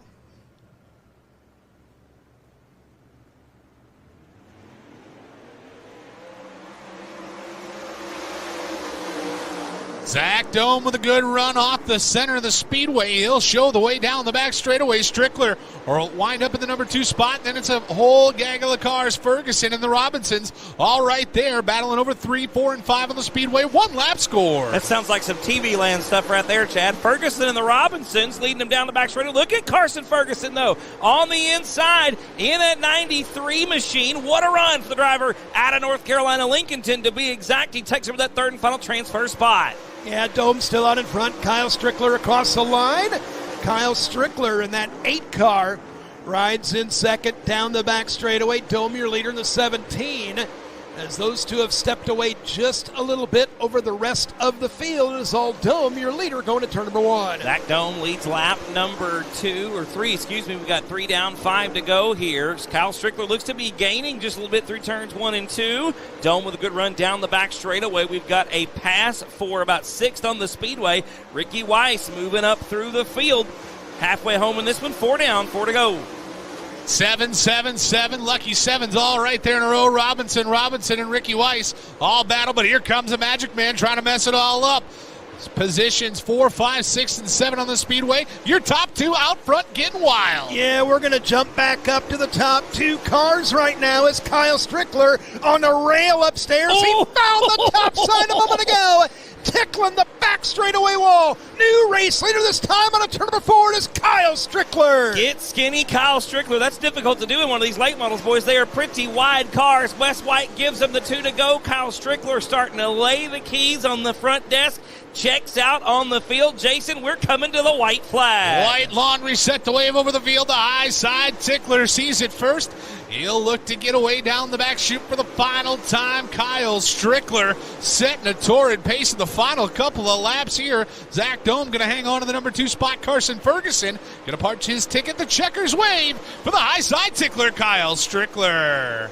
Zach Dome going to be second. Good run for Carson Ferguson coming up from the inside of row number 3 there, boys, to finish in that third and final transfer spot. Boy. Can I change my dirt draft pick? We did that 2 days ago, and I picked Strickler. It didn't work out. Looks like I should have done it today. Eh? Sounds like we should, huh? Heat race number 4 will fire off here in just a moment on the inside of row number 1 from Mount Holly, North Carolina, the 22 of Chris Ferguson, alongside from Union, South Carolina, that is Trent Ivey in the 88. Second row to the inside, the 70 out of Dallas, North Carolina. That is Jeff Smith. Is outside the 39 out of Watertown, New York. That is Timmy McCready. We'll go down to. Yep, he's ready. Dwayne Keith's got our heat race winner, Kyle Strickler.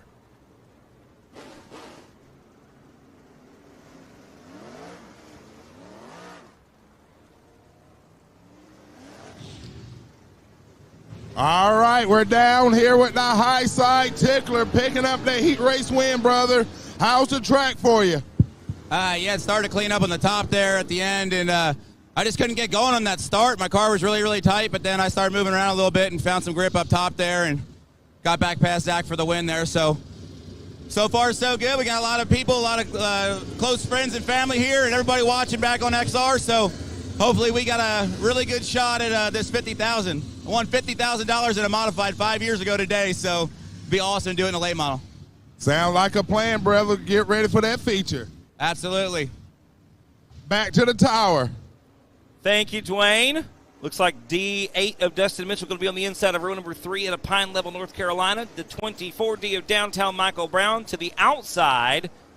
Row 4 to the inside of the 17 double S of Brendan Smith out of Dade City, Florida. And alongside from Rome, Georgia, the 21 of Mario Gresham. Final starter here out of Spartanburg, South Carolina, the 421 of Anthony Sanders. Heat race number 4.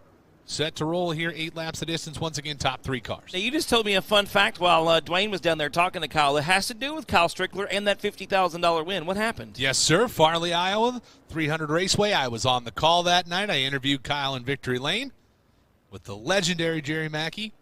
$50,000, the Super Modified Nationals. Yeah. In Farley, Iowa. That was the big one. How cool is that, man? Incredibly. You said he bought you around after that. I think he bought more than one.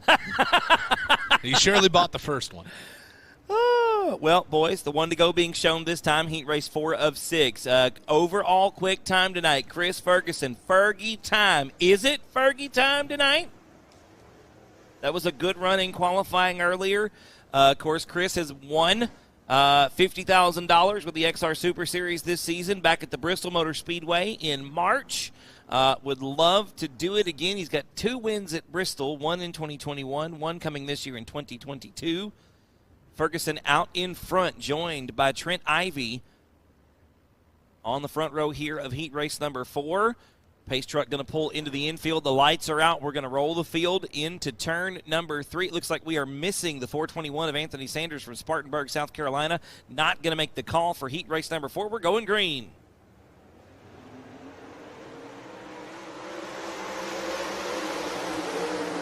And Ferguson will have the slight edge. He'll take over the lead coming into turns 1 and 2. Look at the run there for Jeff Smith. Chad in the 70 machine keeping close with Trent Ivey. Here comes T-Mac on the inside. Yeah, McCready working to the inside there. Had to fall back just a minute there as Jeff Smith hanging onto the spot to McCready. He's got a fast hot rod. Swings to the outside as we head to the back straightaway.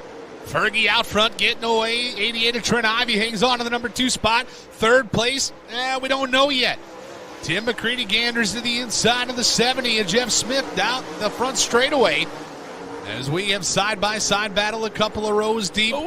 McCready to the top side. Smith going to scoot back to the inside. We'll go side-by-side once again for the final qualifying spot. Car looked like it might have got out from underneath McCready there just a little bit. Slipped all the way to the top of the racetrack. Jeff Smith, Chad could not quite get it gathered back up, but Smith got a good run through the middle of 1 and 2 right now. Yeah, Jeff Smith was top 10 last night. He had a good, 2 nights ago, had a good run, but he is losing touch with T-Mac, and he's got company right now as Brown is making his presence felt as we swing through 1 and 2. Yeah, Michael Brown threw a haymaker coming through 3 and 4 that last time there, Jason. And Jeff Smith on the exit of turn 2 steps out a little bit. We're going to have a show through 3 and 4 one more time. Off the top, is Brown going to have something? No. It'll still be Jeff Smith in the 4th spot. Brown is 5th, and Dustin Mitchell rounds out the top 6. Downtown Michael Brown now falling back. We give him the old announcer's curse. As we go, green flag high in the air, 2 to go for your race leader, Chris Ferguson. Jeff Smith trying to hang on to that spot outside of a transfer. Unfortunately, as T-Mac up in front of him, and there he is. Fergie time and quick time looking to add winner to this one as we come to the white flag. 1 lap to go in heat race number 4. Chris Ferguson ripping the lip off of turn number 2. The driver out of Mount Holly, North Carolina with a huge head of steam. Down the back straightaway. Quick time overall tonight. He'll win heat race number 4. Give it up for the man out of Mount Holly, North Carolina, Mr. Chris Ferguson. Trent Ivey will be 2nd. Tim McCready going to hang on for the 3rd and final transfer spot. Jeff Smith, Dustin Mitchell, Michael Brown, Brendan Smith, and Mario Gresham going to have to do it from a B main. There it is. Opportunity once again to get some of that Chris Ferguson merchandise directly. Just pull it up, the QR code. If you don't know how to use those, ask somebody a whole lot younger than you. I'm sorry, Chad. Sorry. Wow, and you looked at me. I was going to jump in and say, buy a flag, for gosh sakes. I should have bought one. Fergie on fire here tonight. We're going to send it down trackside to Dwayne.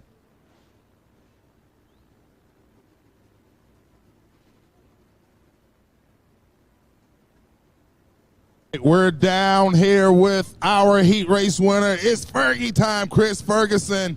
What a dominant performance in that heat race, brother. What was going through your mind as the heat went down?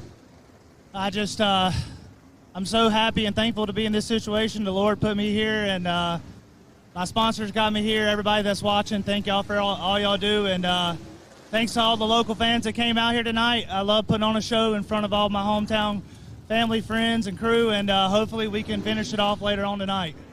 You already got one XR Super Series win. Will we see Fergie back in victory lane again for the XR Super Series Colossal 100? Yeah, I think we got a shot tonight. This Team Zero race car, Fox Clemens Racing is really fast, so if we make the right decision here, we'll be all good. Awesome job, brother. We'll see you soon. Going right back to the tower. To you, Nick. Heat race number 5 will have Chris Smoky Madden out of Gaffney, South Carolina, the 44 on the inside of the first row. Outside from Centerville, PA, that is the 111V of Max Blair. Row 2, the 91 out of Mooresville, Derek Ramey to his outside out of North Augusta, South Carolina. That is the 42 of Clay Knight. Row 3 to the inside, the 28 of Bryson Harper. Bryson Harper from Forest City, North Carolina on the inside. Starting 6th will be the 79 of Ross Bales out of Clover, South Carolina. 4th row to the inside, the 1 car, the Thrill Vic Hill out of Morristown, Tennessee, and to his outside, the 995 out of Pine Grove, Louisiana, Manny Falcon. We get set to go. Caution lights out, 8 laps the distance. Smoky Madden on the pole.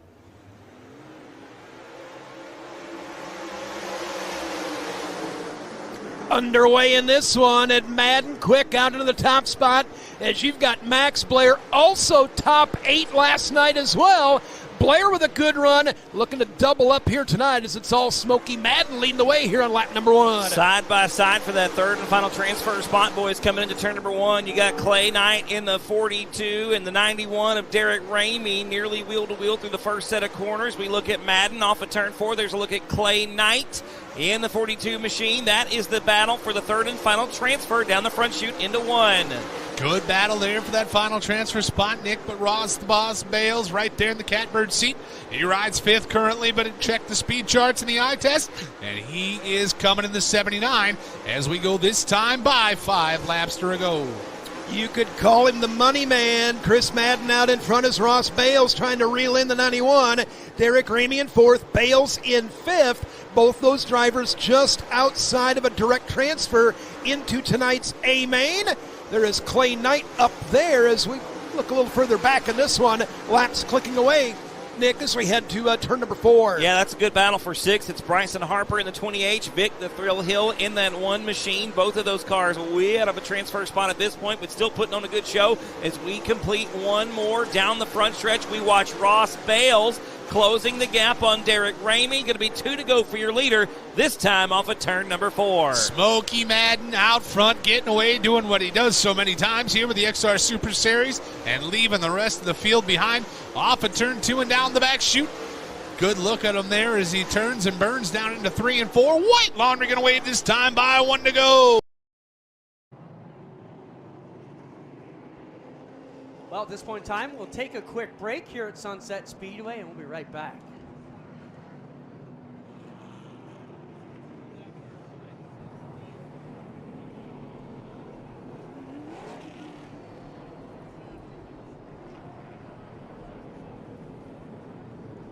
So under caution here. Force spin by Wallace Stacy. And that will bring out the yellow and reset things here, Adam. 10 laps to go. These races just have a tendency of closing back up, and that's what we're seeing right now.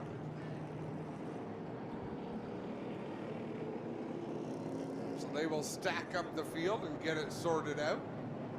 And again, if you're Rafael Lessard or Trayton Lapsevich, you can come down pit road. Once pit road opens, we see the green flag up there in turn number 3.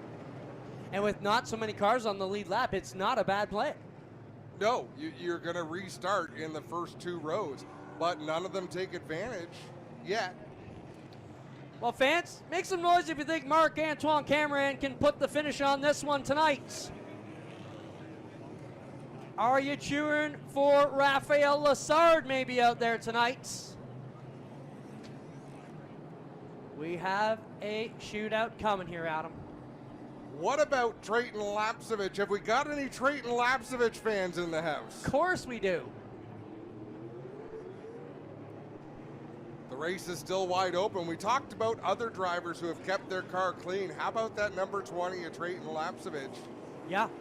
And, you know, we talked a lot about bad luck he had last year. He had so much speed in everything he touched, but couldn't buy an inch of good luck. Looking to hold on to one here. It'll be 7 laps to go when they take the green flag. Marc-Antoine Cameron down low in the 96. Rafael Lessard in the number 8. We're back under green. So Watson did get the free pass, had to start at the back, Adam. So that puts the period on that one. Here goes Lessard to the outside. Rafael Lessard around the high side of Marc-Antoine Cameron. Cameron drives it hard into 3. They slide up the racetrack. And Trayton is licking his lips here. Just don't wreck me, boys. Trayton closing that gap right up on the back bumper of Marc-Antoine Cameron, but he does not have the drive off the corner those top 2 runners have. Tried to carry it hard that time, got loose, and this is going to be problematic for Cameron. 5 laps to go. 5 laps remain. I thought Lessard was holding on to a sandwich in that lunch pail for later in the day, and it looks like he just pulled it out to bite into it now as he pulls away. Oh, trouble. Oh! Brandon Watson going to hang on to it. What a break for Brandon Watson in the number 9. Yeah, car looks all right. Hood, I think the hood may have an issue, though. They're going to have to fix a little bit of fiberglass, but that'll be okay because he'll still get that starting spot in the 2nd row at worst. Wow, what a battle here between Cameron, Lessard, and Lapsevich.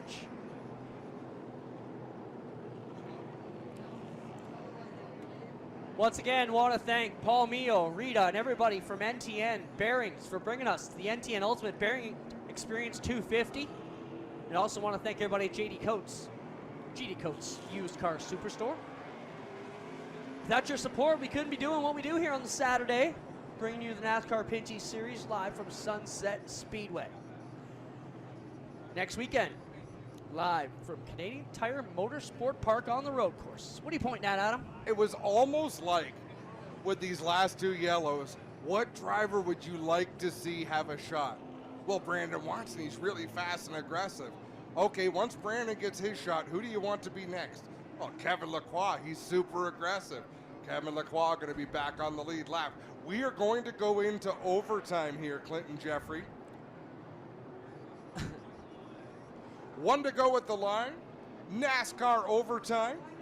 It will be a green-white checker. Once the leader passes the white flag, the next flag ends the race.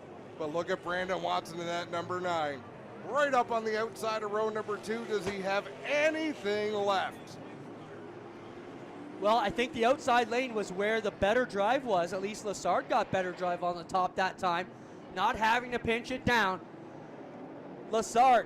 Wow, fast start for Lessard. He runs Cameron way up the racetrack. Gets away. Now they will cross. Oh, sails it down into turn number 1. Here goes Trayton Lapsevich to the inside. Plenty of Trayton Lapsevich with the lead down into turn number 3. Lassard fighting back on the high side. Cameron struggling to the outside. He's got problems now. Here comes the 9 of Watson, but it's Lapsevich and Lassard. Last lap, Adam, take us home. Trayton Lapsevich looking for win number 1. Rafael Lassard with a fast car to the outside. It's going to be a drag race to the finish. Lapsevich for the win. Lassard with a second place. Brandon Watson with third. Holy moly, what a show. Cameron fourth. After dominating that race, that's got to be problematic and upsetting for them. What a run, though. You called it, Adam. Can never count this young superstar out. He gets it done.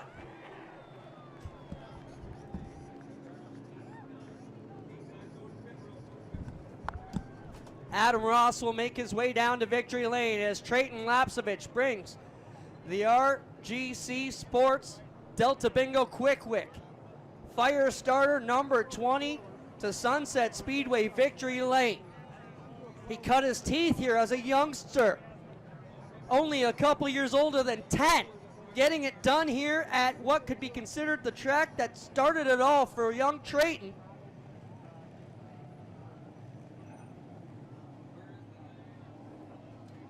Adam Ross working his way down there.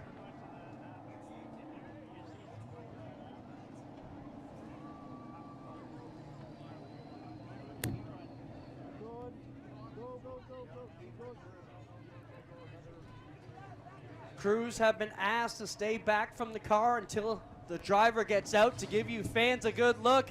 When he gets out, you make sure you let him know you appreciate the run he had here tonight, and he'll take a victory lap here. How about a sunset for one of your own, Trayton Lapsevich?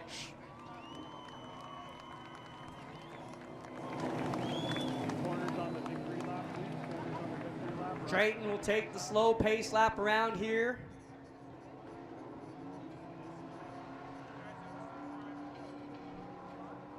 And when he gets down to the hospitality tents, let him know you like what you saw there, fans. He makes his way down there to salute you, and he'll be right back here on the front stretch to talk to Adam Ross in a minute.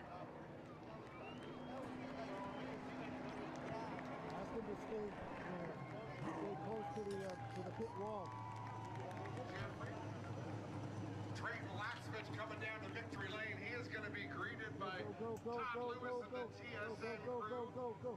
And then we'll have a chat with the young winner from Grimsby, Ontario. We'll talk to Rafael Lassard, second place finisher today, and Brandon Watson, who brought the number 9 home in third. So partners, please don't forget, 20-second, 30-second billboards get forward. Race fans, you'll be able to watch this race next weekend on TSN in high definition. Do us a favor, please. Let's show some appreciation for Trayton Lapsevich, a driver of the number 20. When he climbs out of this race car, show them how loud you can get, Sunset Speedway. Spencer, you there?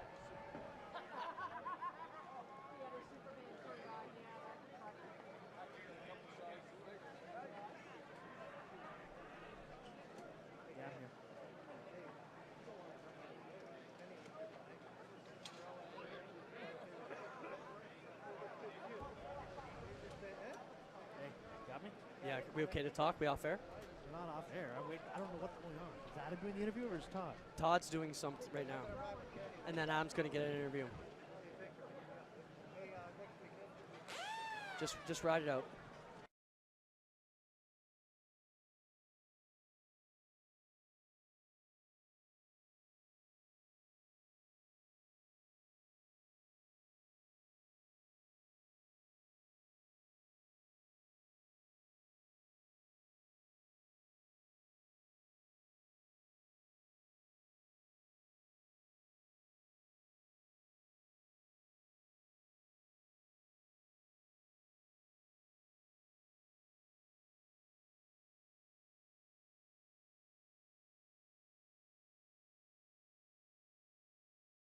From Grimsby, Ontario, celebrates with a wave of the checkered flag. He has come close twice before, finishing runner-up, including here at Sunset. What a dramatic end. Take me through those last couple of laps. Oh, wow. First of all, I got to start off by thanking everyone at 22 Racing, FBM, RGC Sports Quickly. I wouldn't be here without them. So, no, the last 2 laps were wild. Mark got into him in 1 and 2 and took advantage quick, and then they were just keeping Raphael behind me from then on. Celebrate with a first victory for Trayton Lapsevich here to open the season at Sunset Speedway.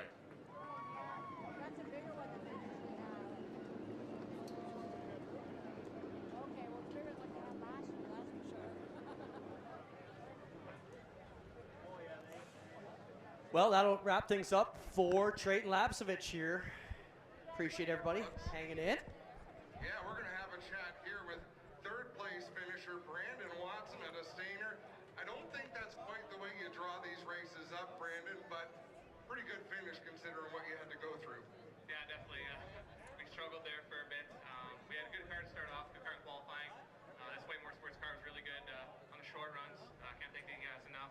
GMS, Sheer Metal Products, Great Lakes Concrete, Redline Apparel, ABC, all these guys.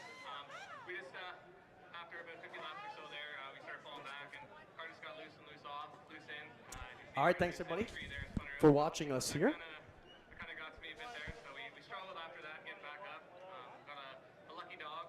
Thanks everybody for watching us here at Sunset Speedway. Hope you enjoyed the broadcast here of the NTN Ultimate Bearing 250 presented by GD Coates Used Car Superstore. I want to thank everybody here who came out to race with us today, everybody who came to watch, and all you great fans at home. We'll catch you next week from Canadian Tire Motorsport Park as we hit the road course at the historic track up in Bowmanville, Ontario. We'll be back at it next week.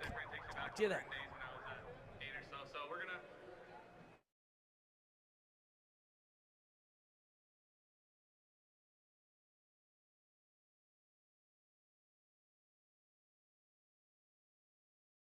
NorthWilkesboroSpeedway.com.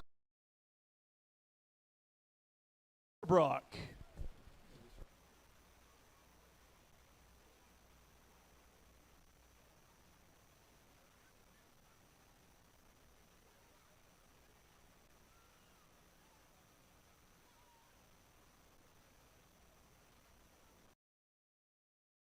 For the first time since 1996.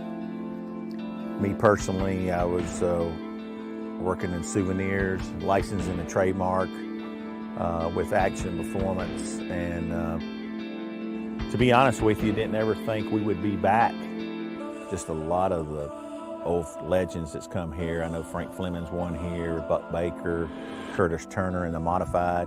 Matter of fact, the last 50-lap race that was ever ran here, Junior Johnson won.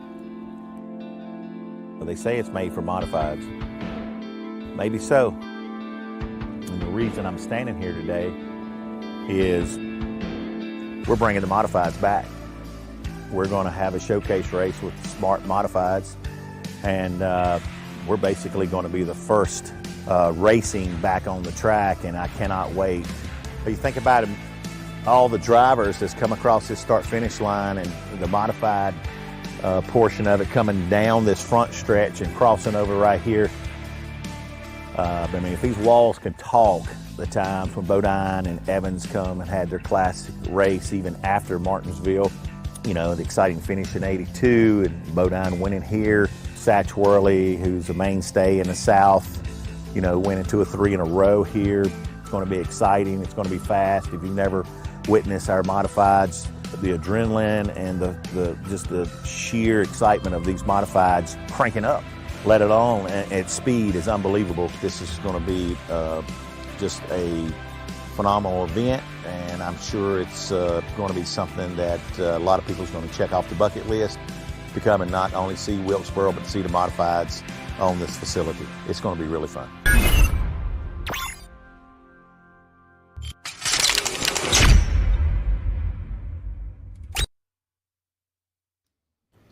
Back live at the dirt track at the Charlotte Motor Speedway. 604 crate late models. Their B main on track.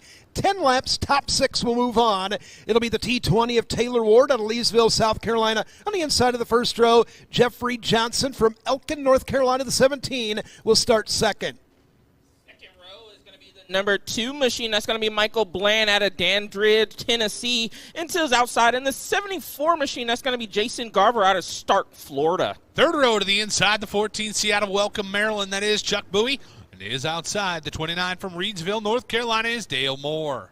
Row 4 inside will be the P14 of Matt Pridgeon out of Marion, South Carolina. Alongside is Dalton Jacobs from Reedsville, North Carolina, the 7J. Fifth row is going to be the 25 machine out of Reedsville, North Carolina. It's going to be Joey Walshburn. And to his outside is going to be the 95W machine out of Greensville, South Carolina. That's going to be Fletcher Wilf. And the 1 star of Josh Baker out of Moshheim, Tennessee, starting on the inside of the 6th row in the 1 star. So again, 10 laps, the racing distance. Top 6 will move on. Top 6 will move on. The 2 car with some problems here on the back straightaway come to a stop on the inside of turn number 2. And Michael Bland looking to see if this is, well, I guess it is going to be terminal. He will take the hard right-hand turn off the back straightaway at the dirt track at the Charlotte Motor Speedway. Wes White in the flag stand, signifying we're going to go green the next time out of turn number 4. And then there were 10 rolling on the racetrack. Still taking the top 6, advancing to the A feature here tonight. Night number 4, final night here for a Colossal 100 here at the Charlotte Dirt Track. Pace car looks like it is going to peel into the infield down the back straightaway. Chad, we are going to get set to get our B main underway. Taylor Wood, Jeffrey Johnson, row number 1, top 6. Go to tonight's Colossal A main for your 604 crate late models. Ready here out of turn number 4. Wes White likes what he sees. We're underway. Jeffrey Johnson get a whole shot, work to the bottom side of the speedway. Taylor Wood, right back catches. We're loving, touching, and squeezing off of turn number 2. Here comes the 74 of Jason Garver making a 3-pony race off of turn 4. Lap 1 down, 9 to go. Jason Garver working the outside right now. Taylor Wood under attack, but he buries it right down next to the tires through turns 1 and 2. A little tight on corner exit. And that 74 going to flash to the inside. The T20 of Taylor Wood dancing with the big dogs. Just his 7th race. Yellow, yellow, yellow. Looks like we got one in the wall. That looks to be the 95W machine of Fletcher Wolf. That's the Greensville, out of Greenville, South Carolina. Hard, it looks like hard into the turn 2 wall. And that's going to bring us under Sweet Victory caution here for our B main event.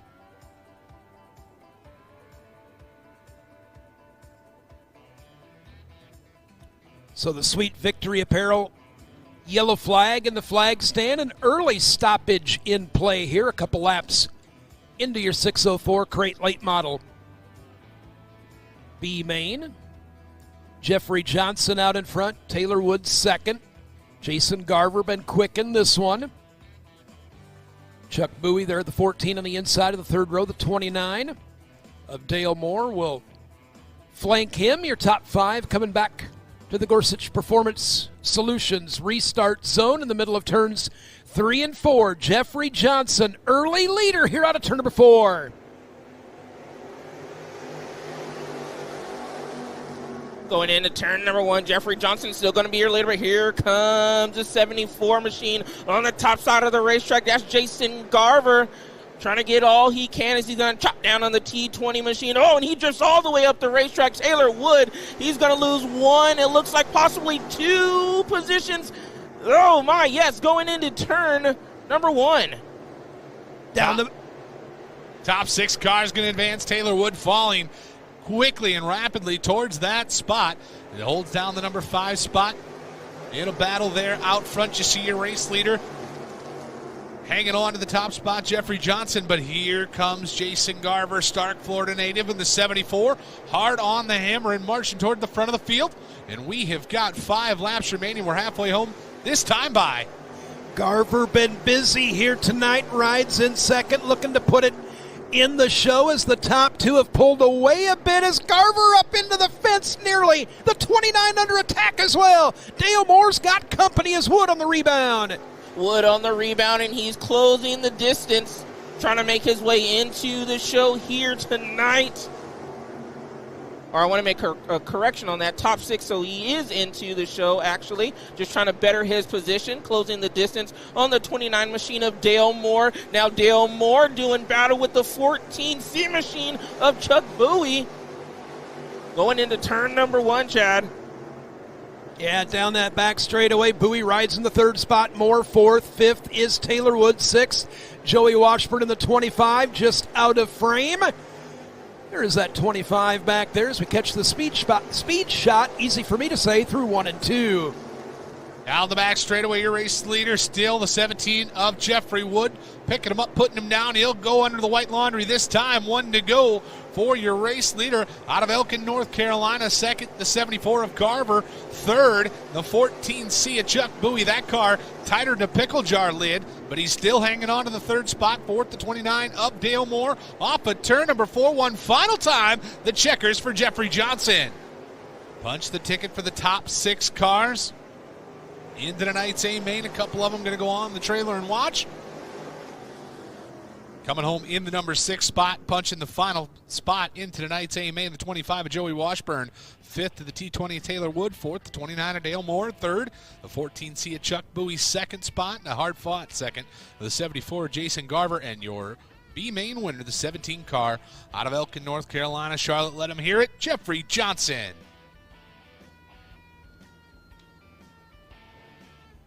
Moving quickly here tonight as a few of our cars have made their way here to staging for your XR Super Series late model. B main, it'll be 10 laps each B main, top 2. The top 2 will move on. Here's your starting lineup. It'll be the 40B of the killer Kyle Bronson from Brandon, Florida, the inside of row number 1 on the outside from Hawkinsville, Georgia. That'll be the 19M of Will Harrington. Second row is going to be the 7 double R machine out of Georgetown, Delaware. It's going to be Ross Robinson.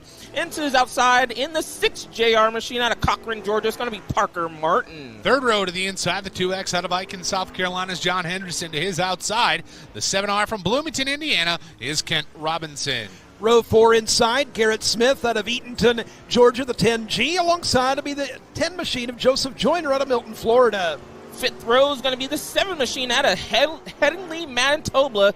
It's going to be Ricky Weiss. And to his outside is going to be the 15 machine out of Fair Bluff, North Carolina. It's going to be Dean Bowen. Sixth row to the inside, the 9Z from Chalk Hill, Pennsylvania, Mason Ziegler. And is outside the Magic Man, Mark Whitener out of Middleburg, Florida, in car 58. Row 7 to the inside, the 0R from Garland, PA. That is Ryan Scott alongside from Salem, Virginia, the 69 star of Carter Miller. Eighth row is going to be the 11 machine out of Charlotte, North Carolina. It's going to be Austin Kirkpatrick. And to his outside is going to be the 18D machine out of Fanville, North Carolina. It's going to be Dalton Wilson. Dragging up the tail, the 17V car officially. Tim Vance out of Clover, South Carolina. Top 2, Chad Meyer, 2. Going to head on to tonight's A main, 10 laps to get there. Yeah, lots of cars in B mains 1 and 2, but only the top pair will move on. Kyle Bronson and Will Harrington, row number 1. Ross Robinson, Parker Martin, row 2. John Henderson, Kent Robinson, the top 6 starters. You've seen Garrett Smith had some speed this week there in the 10 car, flanking him. Another 10 car, Joseph Joyner, started the night with smoke billowing out the back of that hot rod. Ricky Weiss been behind kind of the 8 ball here tonight. Got some drivers that looking to try and find their way into the show here tonight. Top 2 move on. 10 laps of distance. Going to go green the next time here out of turn number 4.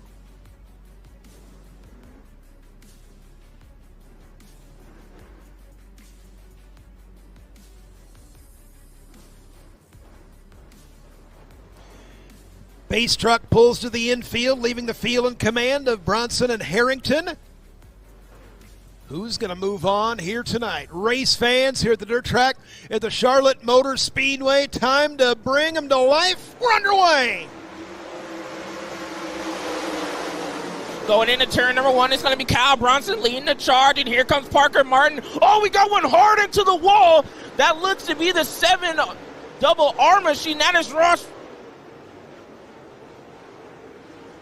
So under the Sweet Victory apparel yellow flag, that is the straight 7R. That is Kent Robinson from Bloomington, Indiana. So Robinson in the wall. Hard contact there, stepped it up over the cushion. 4 tires in the fluffy stuff, and it sucked him right into the concrete. Heavy right rear damage on the 7R. Bloomington, Indiana's K-Rob. Kevin Robinson going to make the hard right turn on into the pit area. That'll retire his evening. And Chad, you mentioned that was a car the past 2 nights that Chase Briscoe was running. They just changed a couple body schemes on there, but looks like his night is going to come to an end, unfortunately. Yeah, rough start. Like I said, you make it back a few rows in the B main. You've got some things stacked against you, and sometimes you got to try and make something happen. And throwing caution into the wind, and unfortunately the Sweet Victory Apparel Company yellow coming out, and we approach the Gorsuch Performance Solutions restart zone with the killer Kyle Bronson and Will Harrington going to lead a complete restart here out of turn number 4. 3 wide before that second spot. Going into turn number 1, and it looks like Parker Martin, he's going to try to do the crossover move, and he's going to dive to the inside of Ross Robinson. Oh, give second, no. It looks like holding on is still going to be Ross Robinson.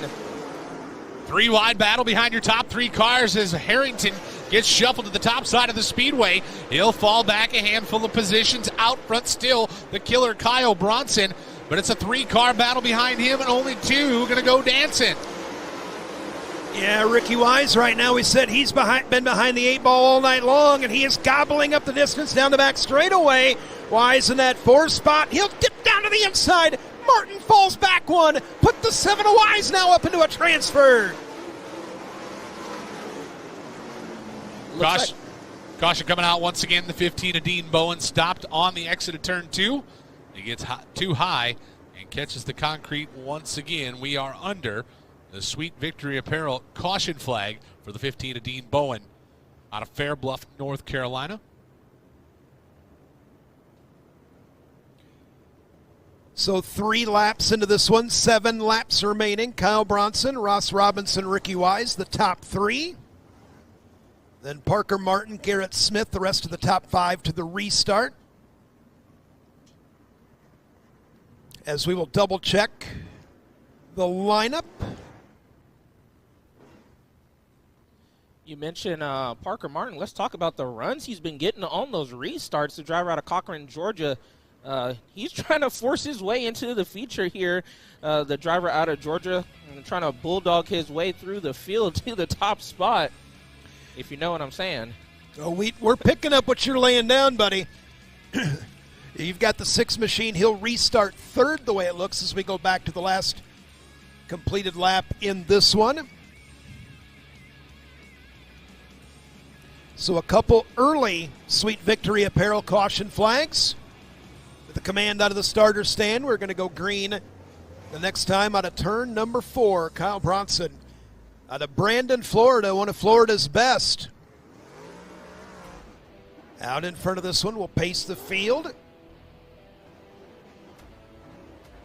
Pace truck, lights down, left-hand turn completed. And Kyle Bronson eyeing up the Gorsuch Performance Solutions restart zone between 3 and 4. And he is on the throttle. We're back underway. Back underway as they foul into turn number 1, and this time it looks like Ross Robinson is going to try the top side. Oh, Parker Martin trying to. Here comes Ricky Weiss. Good battle going on for that 3rd place position. Weiss real low near the tires.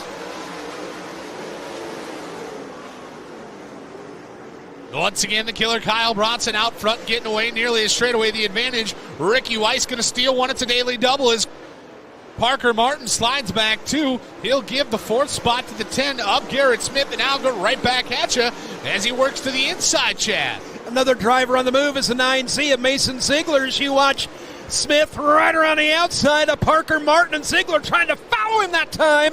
Good battle between these two drivers here to turns 3 and 4. Now battle going on for that final transfer spot between the 2-7s. That's Ross Robinson and Ricky Weiss. The 2-7s battling for that second spot, final transfer spot. Robinson has it, Weiss wants it, and Weiss on the inside going into turn number 1, Jason. Ricky Weiss going to take a gander, give him the position down the back straightaway. Long way to go to get to the killer Kyle Bronson. Robinson not going to go away. He'll sniff back to the inside. Green flag on the air, 2 to go. 2 laps remaining, and Ricky Weiss coming on strong late in this one. The driver in the sniper chassis down that back straightaway. Coming from a ways back in this one, the killer Kyle Bronson to the white flag. Kyle Bronson has led from start, and now one more time around down the back straightaway. The driver out of Brandon, Florida, goes into turn number 3. He sticks to the bottom side of the racetrack. Checker flag comes out. B-Main number 1 winner, Kyle Bronson. Second is going to go to Ricky Weiss, and third to Ross Robinson across the line.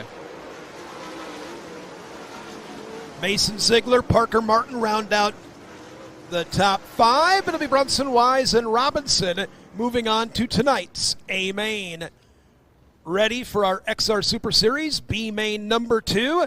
On the inside of row number 1 will be the 70 of Jeff Smith out of Dallas, North Carolina. On the inside of the first row. On the outside, that is Ross, the Boss Bales out of Clover, South Carolina, in the 79. Second row is going to be the 1C machine out of Colbert, Georgia. It's going to be Kenny Collins. It says outside in the D8 machine out of Pine Level, North Carolina. It's going to be Dustin Mitchell. Third row to the inside, nearby Mooresville. The 91 car belongs to Derek Ramey and is outside the 1G Warrior race car out of Seymour, Tennessee. It's Ryan King. Row 4 inside, the 24D from Lancaster, South Carolina. That is downtown Michael Brown. On the outside, the 15-year-old from Forest City, North Carolina. That is a 20H of Bryson Harper. Fifth row is going to be the 01 machine out of Stark, Florida. It's going to be Jason Garver. And to his outside is going to be the 17 SS machine out of Date City, Florida. It's going to be Brendan Smith. Sixth row to the inside, the Thrill Vic Hill out of Morristown, Tennessee. And it is outside the 78 out of Easley, South Carolina's Tommy Robinson.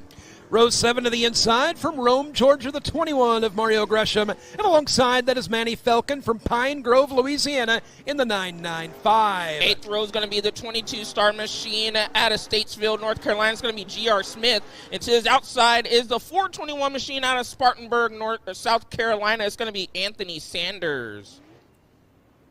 We'll get set to go once again. It'll be 10 laps the distance in the top 2. Just 2. Heading on to the big dance later on tonight, $50,000. The pace truck going to hit the exit ramp down the back chute side. Starter Wes White, give him the old 1 to go sign, and we'll be set to rock and roll in the final qualifying event here for tonight in the XR Super Series. 22 cars will punch their ticket after these last 2, and we'll have 2 provisional starters, 1 going to the fastest non-qualifier and 1 going to the highest points non-qualifier in the XR Super Series. Find out who those are after these quick 10 laps as we get set to go. Jeff Smith going to bring us down to the green flag. Ross Bales to his right flank. Shh. Let's listen to horsepower.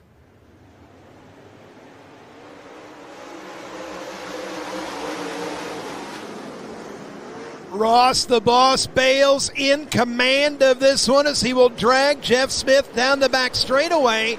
That is your top 2 side by side for second and third. Just behind them, it is all Bales, your leaders. We go to turn number 1. As they go into turn number 1, we got a good battle going on between Kenny Collins and the D8 machine of Dustin Mitchell. Oh my! Dustin Mitchell just on the top side, able to get by. It looks like Ryan King in the 1G got into the back straightaway wall. We're going to stay on the battle for that third place position between Mitchell and Collins, though. Once again, Collins on the bottom, Mitchell up top, and here comes the 91 machine of Derek Ramey, Chad. Yeah, down that back straightaway, Ramey trying to join this 2x2 party here out of turn number 4. It is all Bales leading, though, as we go through 1 and 2.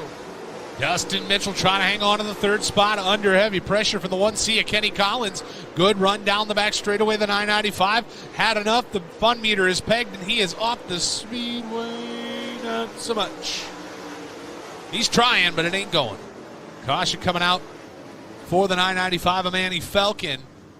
Pine Grove, Louisiana driver. Tried to pull it into the infield. Then he's trying to pull it out of the infield. We're not real sure what he's doing, but he's doing it either way. Sweet Victory Apparel caution flag will fly. 4 laps in, 6 laps remaining. Had another driver exit off the back straightaway. Didn't quite catch the number of that driver, the 995 of Manny Falcon. We'll see what his intentions are here on the back straightaway, whether he's going to rejoin or exit stage right. Looks like slowing down. Unfortunately, the driver of the 995, his night is going to be done. Ross Bales, Jeff Smith, the top 2. Dustin Mitchell, pretty sporty here tonight. He's had Kenny Collins and Derek Ramey keeping him more than honest here, all inside the top 5. Bryson Harper and Brendan Smith, 6th and 7th in the running order as we get set to wrap up the Sweet Victory Apparel caution flag. Going to go green next time out of turn number 4. Had us a good battle going on between Dustin Mitchell and Kenny Collins, the D8 in the 1C machine. Let's see if once we go green, they get back after it. Ross the Boss Bales, your leader. Expecting the pace car to pull into the infield, and we are going to get back underway. Oh, Ross Bales moving at a pretty quick pace. He wants to get this thing back underway. Lights are out on the racetrack. Ross Bales leads them into the green flag.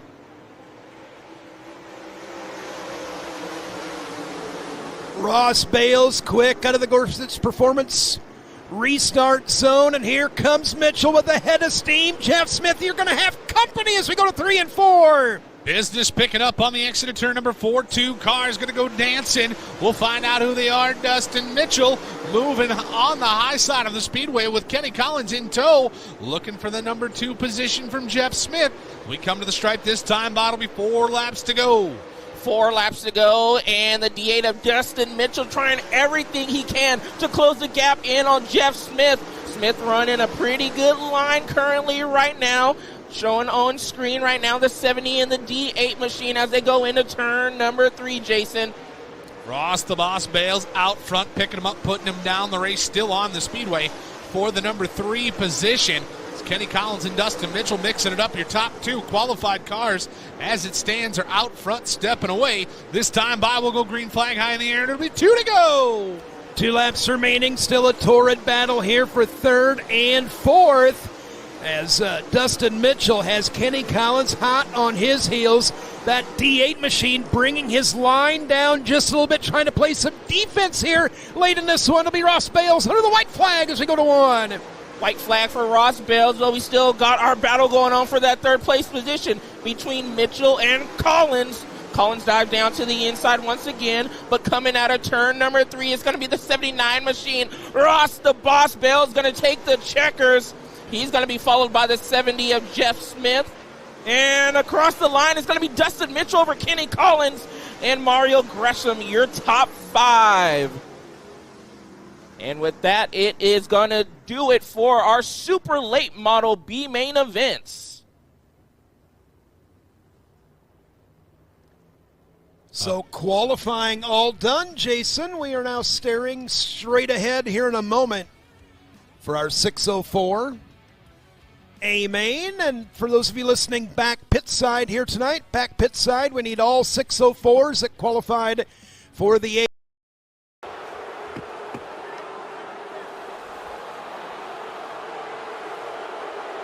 The speed of Big Paul to the outside creates the chance of the collision at the blue paint. Jonesy, he had one thing on his mind once he got a step. I'm taking this thing right to the blue paint. Yeah, and he almost put it in on the backhand. There he is defensively, again, back in good position. He recognizes a forward is back on defense. He drives the net and almost got his backhand on it before running into Campbell. Yeah, and he ran into Campbell because you see the push by Colin Blackwell right there. I mean, there's no chance for Paul to avoid the contact there. And then you see the collision there with Jack Campbell. Yeah, and give Campbell a lot of credit. He made a heck of a save there, kicking that pad out, and you can see that he was in a lot of discomfort. Paul was shaken up on the play as well. Grabbing his left leg, obviously, as you can see, and got some medical attention as well.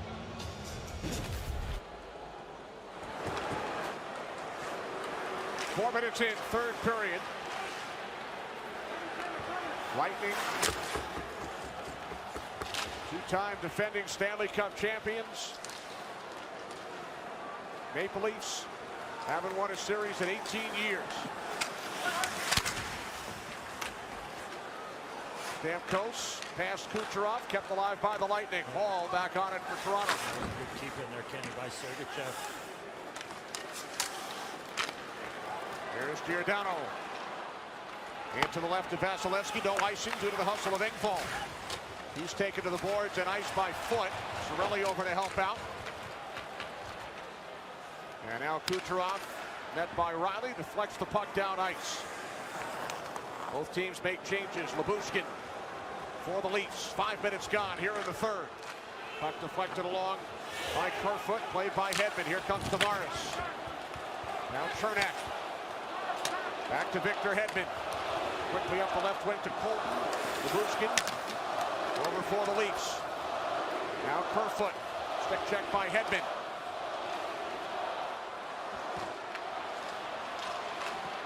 Now Kerfoot looks to control the bouncing puck. Nylander coming out of the corner.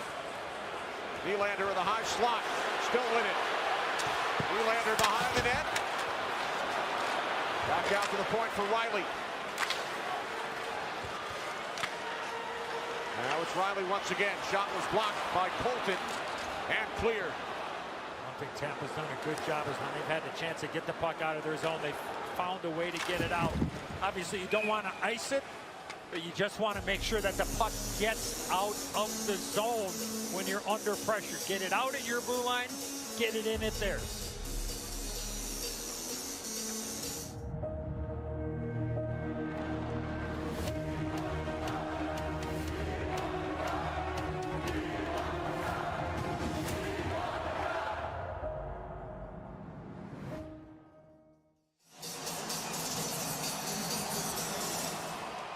Betty, you won the Cup back in 1994 as a member of the New York Rangers. The Leafs' last Stanley Cup championship, 1967. Winning goal scored by Jim Pappin.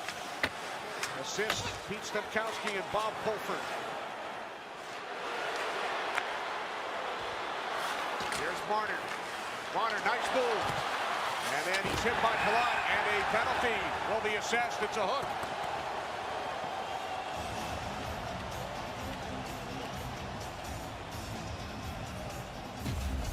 Power play coming up for the Leafs, who trail the Lightning by 1.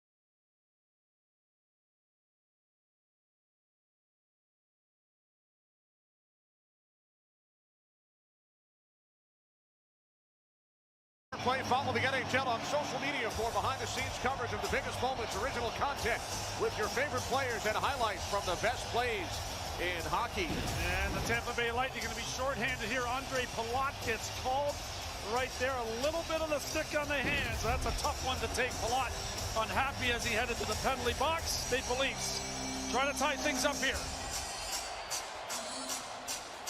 Tavares and Paul to the right of Vasilevsky. Now Matthews will step in. Pull out of the box for hooking. Third power play for the Leafs. 0 for 2. Puck comes out to Nylander. And now Riley. Matthews. Right circle shot. Blocked in front. Matthews with it. McDonough with the block. Here's Riley. Watched by Paul. Over to Matthews and a save by Vasilevsky. Riley with it again. Austin Matthews. Nylander shoots and Vasilevsky moving left to right makes the stop. Leafs firing away. Now Marner. Blocked off by Paul. Kept alive by the Leafs. Nylander stopped. Another save by Vasilevsky. Puck is loose. Nylander knocked down by Paul.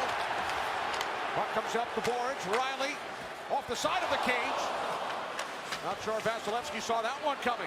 And now Matthews could not keep the puck in the zone. Just over a minute remaining on the power play for the Leafs. Here's Riley looking for the redirect from Matthews, and Vasilevsky covers 5 shots on this power play for the Leafs.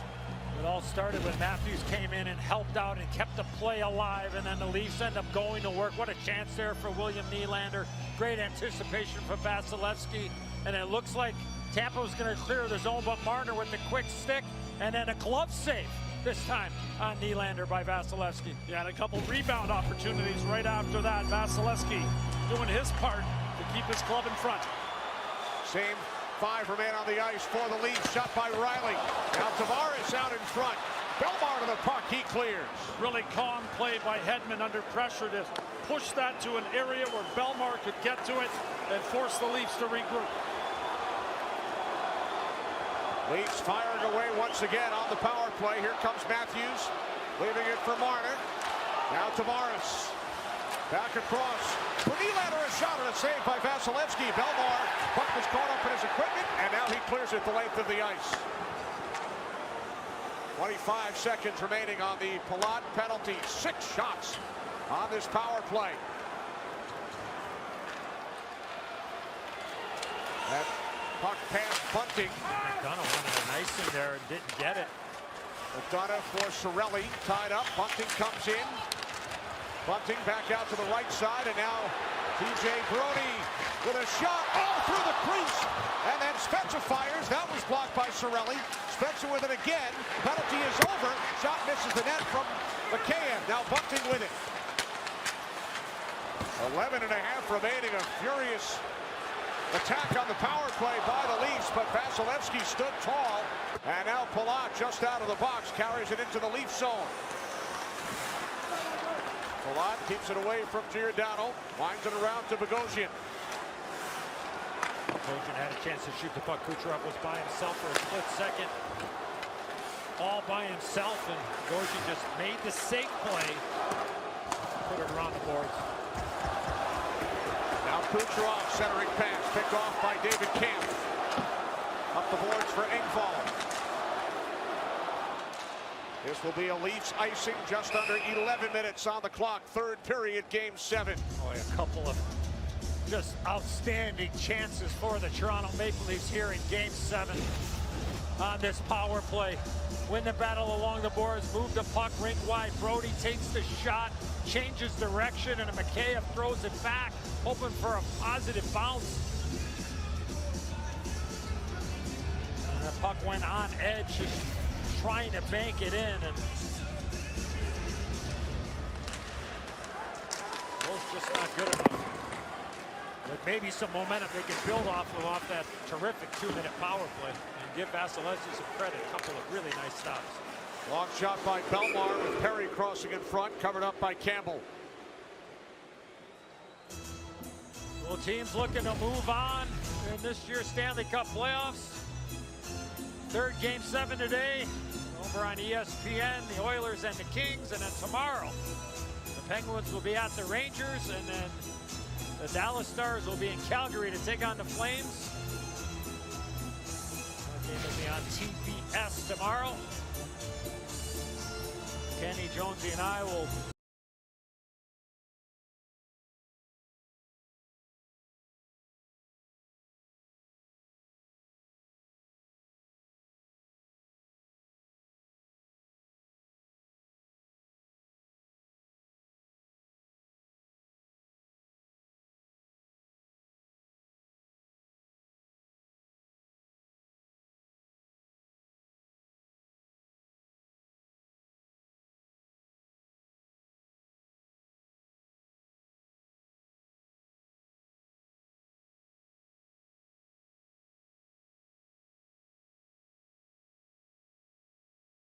laps the distance. Who's going to stand on the stage as your Colossal champion here tonight? We're about ready to find out. Ladies and gentlemen, on turn 4, time to light it up. Here we go.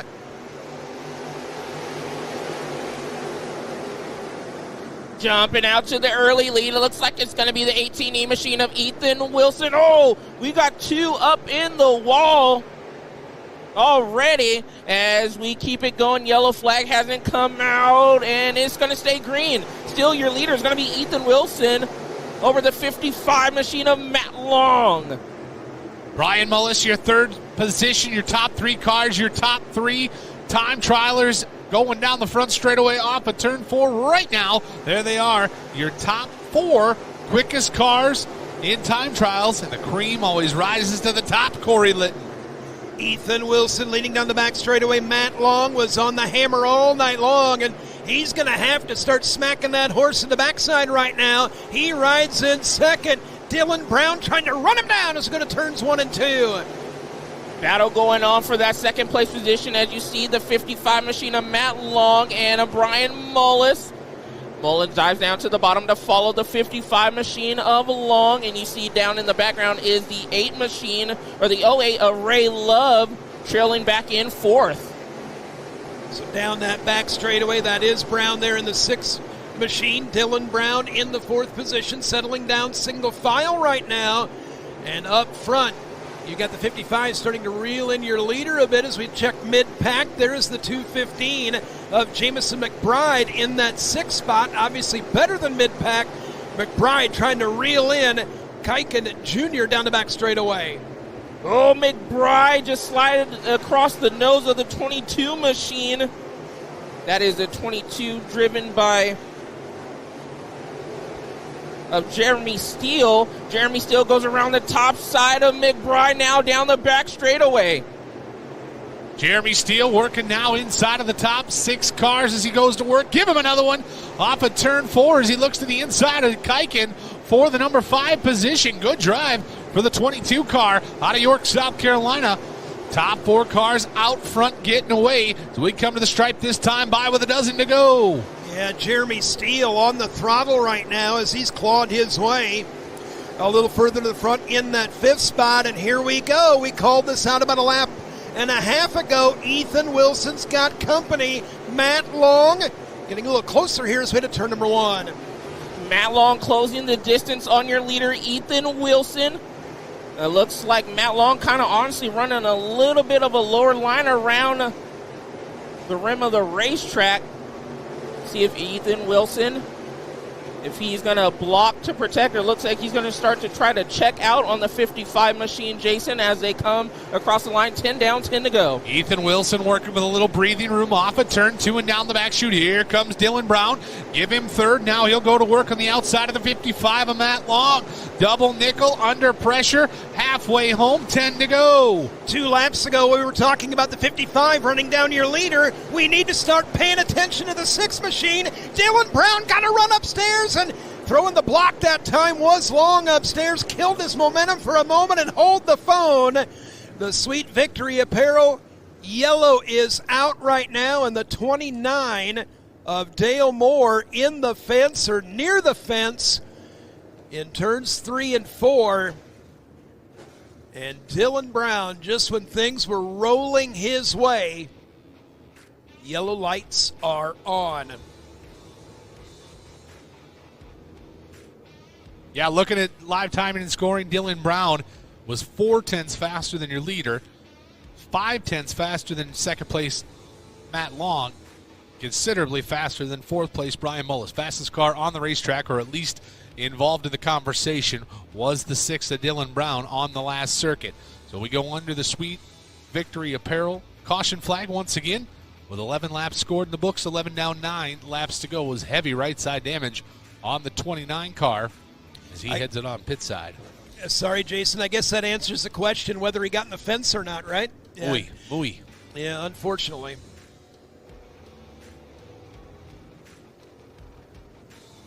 When we get back under green, it's going to be a pretty good battle going on for the remaining 9 laps. Top 4 pretty much kind of throw a blanket over them. See if Ethan Wilson can hold off the 55 machine of Matt Long. Dylan Brown ripping the top side of the racetrack as he was coming in, closing the door in on the 55 machine. As well as the 22 of Jeremy Steele. Had a good run going through the field as well, Jason. Just got a good text message from our buddy Cody Early. Dylan Brown, the 6th car, we just talked about him, fastest car on the Speedway, picked it up $10,000 to win at the Summer Sizzler here last July. Thank you, Cody, for the little tidbit. Dylan Brown, no stranger to the dirt track at the Charlotte Motor Speedway. We've seen a driver or two get upstairs and make it work, but nobody, maybe over the last handful, has been as dedicated or as quick as that 6 machine, and we'll watch his progress here as we approach the Gorsuch Performance Solutions restart zone. Ethan Wilson, still your leader, drops down the banking. We're back underway. 2 by 2, we stampede off into the first turn behind your race leader, Ethan Wilson. Here comes Dylan Brown. He had to grab a little brake pedal there to avoid the back bumper of the 18 of Ethan Wilson. It's going to be a good battle as we come off the stripe this time. It's 8 laps to go. You got a new race leader. Give it to Dylan Brown. Yeah, Brown right around the outside. Wilson puts his leg a little further down next to the firewall, but it ain't going to matter as Dylan Brown working the long way around the dirt track of the Charlotte Motor Speedway. Still your leaders. We go to 1. New leader, but we got a battle going on for that 3rd place position as the 22 machine of Jeremy Steele takes over. As he's going to try to hunt down Ethan Wilson to see if he can get that 2nd place position, and yellow flag is out for the number 5 car. Colby Quick with a problem there in turn number 4.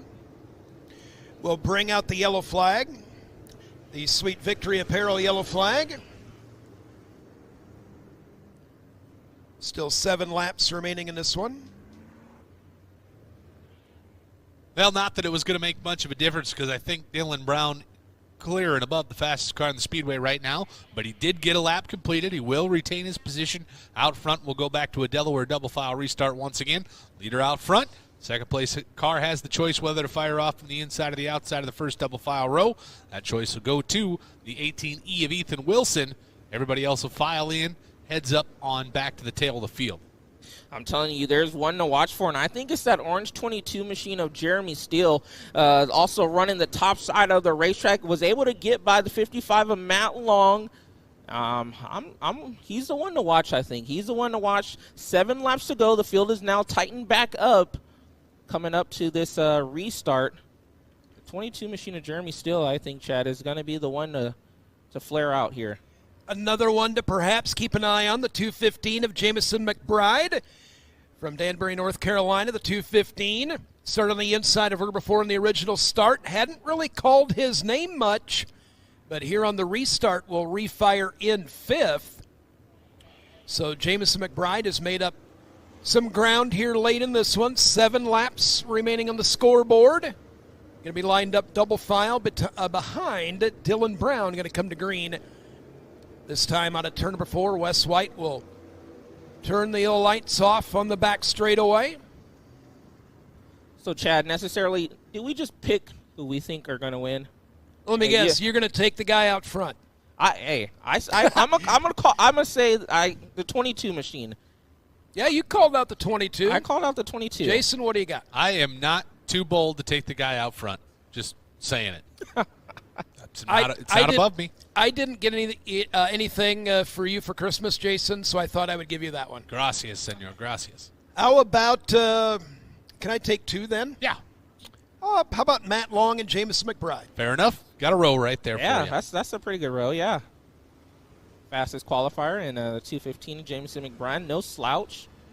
Some might say he could have had one, should have had one. Yeah, 6:02, crate action earlier in the week. Jamison McBride he's been quick here all week long. Now into 6:04. Got the 5 of Colby Quick making his way back onto the speedway. He'll enter in turn number 4 and hook it up, try to tag tail the field here as we go caution lights out and we get set to go down into the Gorsuch Performance Solutions restart zone. Colby Quick's going to tail the field. Green flag is back out in the air. Dylan Brown, your leader, with 7 to go. And here comes the 22 machine of Jeremy Steele. He's going to foul down to the bottom side of the racetrack. Jason. Not going to get it done there as Dylan Brown will slam the door off of turn number 2 and down the back chute. Off into 3 and 4. Dylan Brown turning the wick up just a little bit. See you later as he's got a hand out the window waving away from the rest of the field as we go down to 6 laps remaining. Dylan Brown, Jeremy Steele, and then we get into a battle with Ethan Wilson and the 2:15 of J-Mac, Jamison McBride. There is McBride working the inside. There, that time out of turn number 4 as we continue to watch McBride in the 18 of your early race leader. Ethan Wilson down the back straightaway to be 4 fingers in the air this time out of the flag stand. And the 22 trying to reel in your leaders who go to turn number 1. Good battle going on for that third spot between Wilson and McBride. The 18 and the 2:15 McBride on the bottom side of the racetrack where he was running out in the 6:02 feature as well. McBride trying to close the distance on Ethan Wilson on the inside still. Ethan Wilson strong up top, Jason. Absolutely working there in sole possession of the third spot is Jamison McBride trying to run him down. The 55 of Matt Long holds on to the number 5 spot. All this going on behind your top 2 cars, and that is starting to narrow up as we get inside of the final 2 circuits. Yeah, 2 laps remaining in this one. As we continue to watch that 55 trying to get back into the frame, Matt Long in 5th. And up front here out of turn number 4, Steele in the orange 22 is on a rail right now. We'll see if he can dip down to the inside. He nearly flanks him that time out of turn number 2.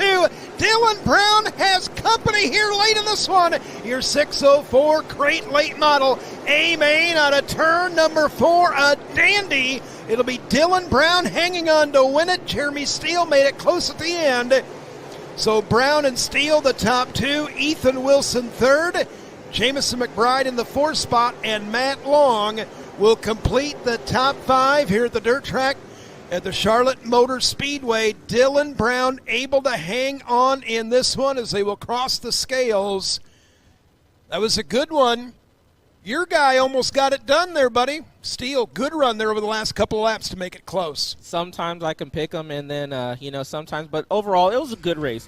Good way to end the 604 here, and a good way to end it for the 604 class for the Colossal 100 here for the final night as we get set for our supers coming on out. Well, once again, congratulations to the 6 machine, the driver out of Gaffney, South Carolina. That's going to be Dylan Brown.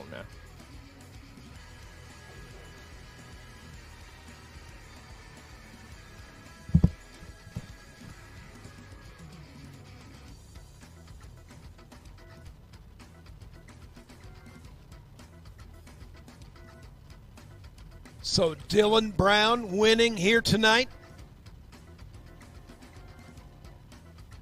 Great run for him. Crossed the scales, making his way up front. As we roll the Colossal XR Super Series, RaceXR.com Victory Lane stage up front. Dylan Brown worked the high side like a maestro early to mid in this one.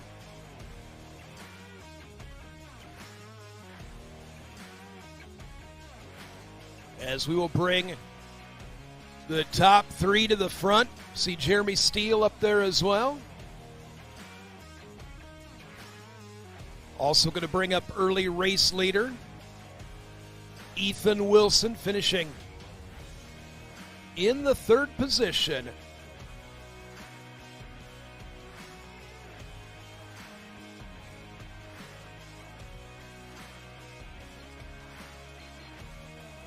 We will send it down trackside to Dwayne. Been out the race car. Going back to victory lane is Dylan Brown.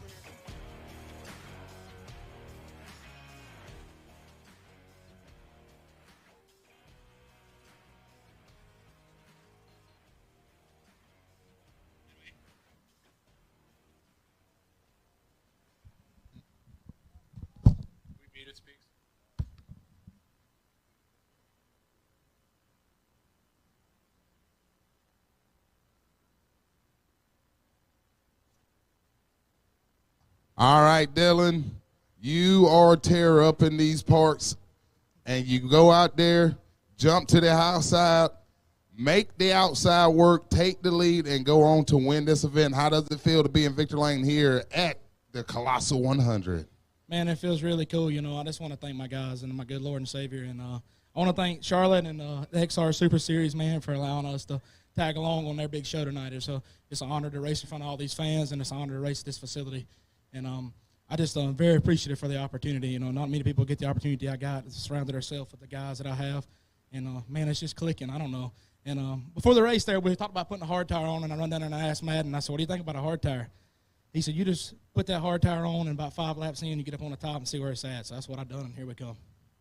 Throughout that race, what was going through your mind as you were sitting in third for a while and watching the boys up front just stay right in your grasp, brother? Did you think that you were going to be able to make the power move to the front? Well, I knew it was way better, man. It was just about timing my runs, so that way they never see my nose. When they see me, I was there. So I kept trying to time my runs, and I finally got my tire going, and it just, man, when we had that restart and Matt chose the bottom, I said, uh-oh, this might be trouble. So, and it was. So just thankful, man. Who you want to thank for an incredible win tonight? Yeah, I want to thank my mom and dad, my grandma, grandpa with Turkey Landscaping, Warren Performance Automotive, Aaron, Wyatt, all the guys at Penske, man, they really helped me. I wouldn't be here without them. My brother, Will, Russell, it takes all these guys, man, and Matt, you know, all the people that I have around me is what it takes to do this. I don't care if you're doing it in a front-wheel drive or a super late model. It takes really good people around you. And my wife bought my little boy tonight for the first time, so that's cool too. Definitely. Let's hear it up for your race winner, Dylan Brown. Thank y'all.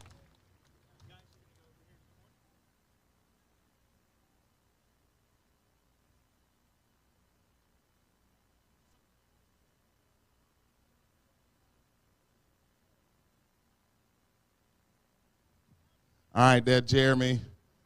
Known for being a modified ace, been stepping up, kicking butt in these 604s. You run second tonight, brother. How does it feel? Hats off to Charlotte first. That's an awesome racetrack. You can't ask for much better than that. But Dylan's one of the best crate racers in the country. To run second to him, that's always good. We talk a lot. We're pretty good buddies, so I like to see him win too. But I was just that close. I had a really good car, and I got caught in dirty air too early, and I fell back to like 7th or 8th. And I seen him. I stepped out of line one time. It was too dirty, and I seen him step out. I figured, well, we'll get out here and clean it off, and maybe we can make something happen. And then I got there, and it was just too late. So. Now, were you kind of betting on hopefully getting to some slower cars to maybe make the leader work a little bit harder for you? Yeah, that'd have been about the only way, which, I mean, I found the bottom again there at the end, and my car was really good. So with about 5 or 10 more laps, maybe I could have put some pressure on him, and we could have had a race. But without lap traffic, it would have been really hard. It's so fast here. Who you want to thank for a great podium finish here tonight? First off, all the guys that come to the track, my dad, my girlfriend, everybody, and XL Grading and Waterproofing. He does me real good. I couldn't race without him. I'm thankful for that opportunity. WP Shocks, anytime I pick up the phone, he's there. And, I mean, anybody that's on the car, Godfrey Builders, JS2 Home Builders, Smith Land and Cattle, there's a whole slew of people. Earl Ramey Racing Engines that I couldn't do it without. You did an incredible job. Let's hear it out one more time for your race, for your second place man here tonight, Jeremy Steele.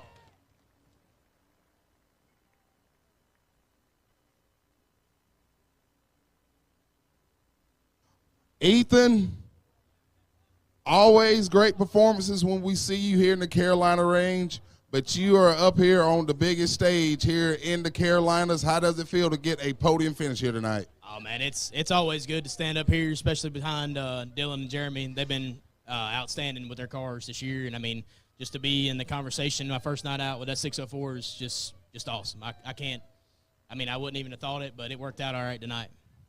Now, throughout that race, you were definitely shooking and jiving, dipping and diving, trying to make something work, brother. What was going on with the car? Maybe could have changed the fortune. Maybe we'll be seeing you in victory lane. Well, I mean, the only thing about this place is the line does move around so much, so when you're out front, I mean, you can't really see your spotters too much, so you just kind of got to feel around. I mean, I knew I was pretty good, but I didn't know if I was good enough to hold off these guys. And then, like I said, that when that caution come out, I knew that I was going to have to be good wherever I went, and Dylan found the top and just made it work. Who you want to thank for a podium finish, brother? I'd like to start out by thanking everybody that helps me day to day. My brother Dalton, my girlfriend Savannah, my mama, Daniel, Michael, Landon, Honeycut Custom Cabinets, Eagle Crate Engines, HST Shocks, Four Boys Racing Supply, Redline Speed Shop, just JRR Trucking, Chris. He's a great dude. He's the one that's let me run the motor. Thank you guys, everything. Awesome job, brother. Let's hear it up one more time for Ethan Wilson. Taking it back up to you in the tower, my friends. Dwayne, excellent work once again down trackside. We appreciate you. And a happy top 3 here at the dirt track at the Charlotte Motor Speedway. Yes, very much so. Very much so. Nick Robbins, welcome back from Thank your you. Siesta here for a while. Well rested. It was good to listen to the three of you. I tell you what, I know y'all may not have had a chance to hear Joe Peterson a lot on this side of the country, but the kid's from the left coast. He's got a good future ahead of him, I do believe. Good stuff here tonight from the three of you. Really enjoyed it. I think we'll keep him. A little program or producing note here. Attention back pit side. Attention back pit side. All super late models that are in the A main. Super late model A main must be in staging right now. You must be in staging right now. If you're not in staging, you're late. Super late models to staging for your A main immediately. Thank you. Gentlemen, it's been, we got 3 of the 4 days in this week. We've seen some great racing. We've seen a new winner on the XR Super Series season, our 6th winner in just 8 races. Kyle Larson picking up the win on Thursday night. Chris Madden, the only driver who's repeated here in 2022. He picked up his 3rd win of the series on Wednesday night. And guys, 3 of the first 4 cars to hit the speedway this evening for the feature are previous winners. We've got a whole front row of winners. Jonathan Davenport, Chris Ferguson both have won.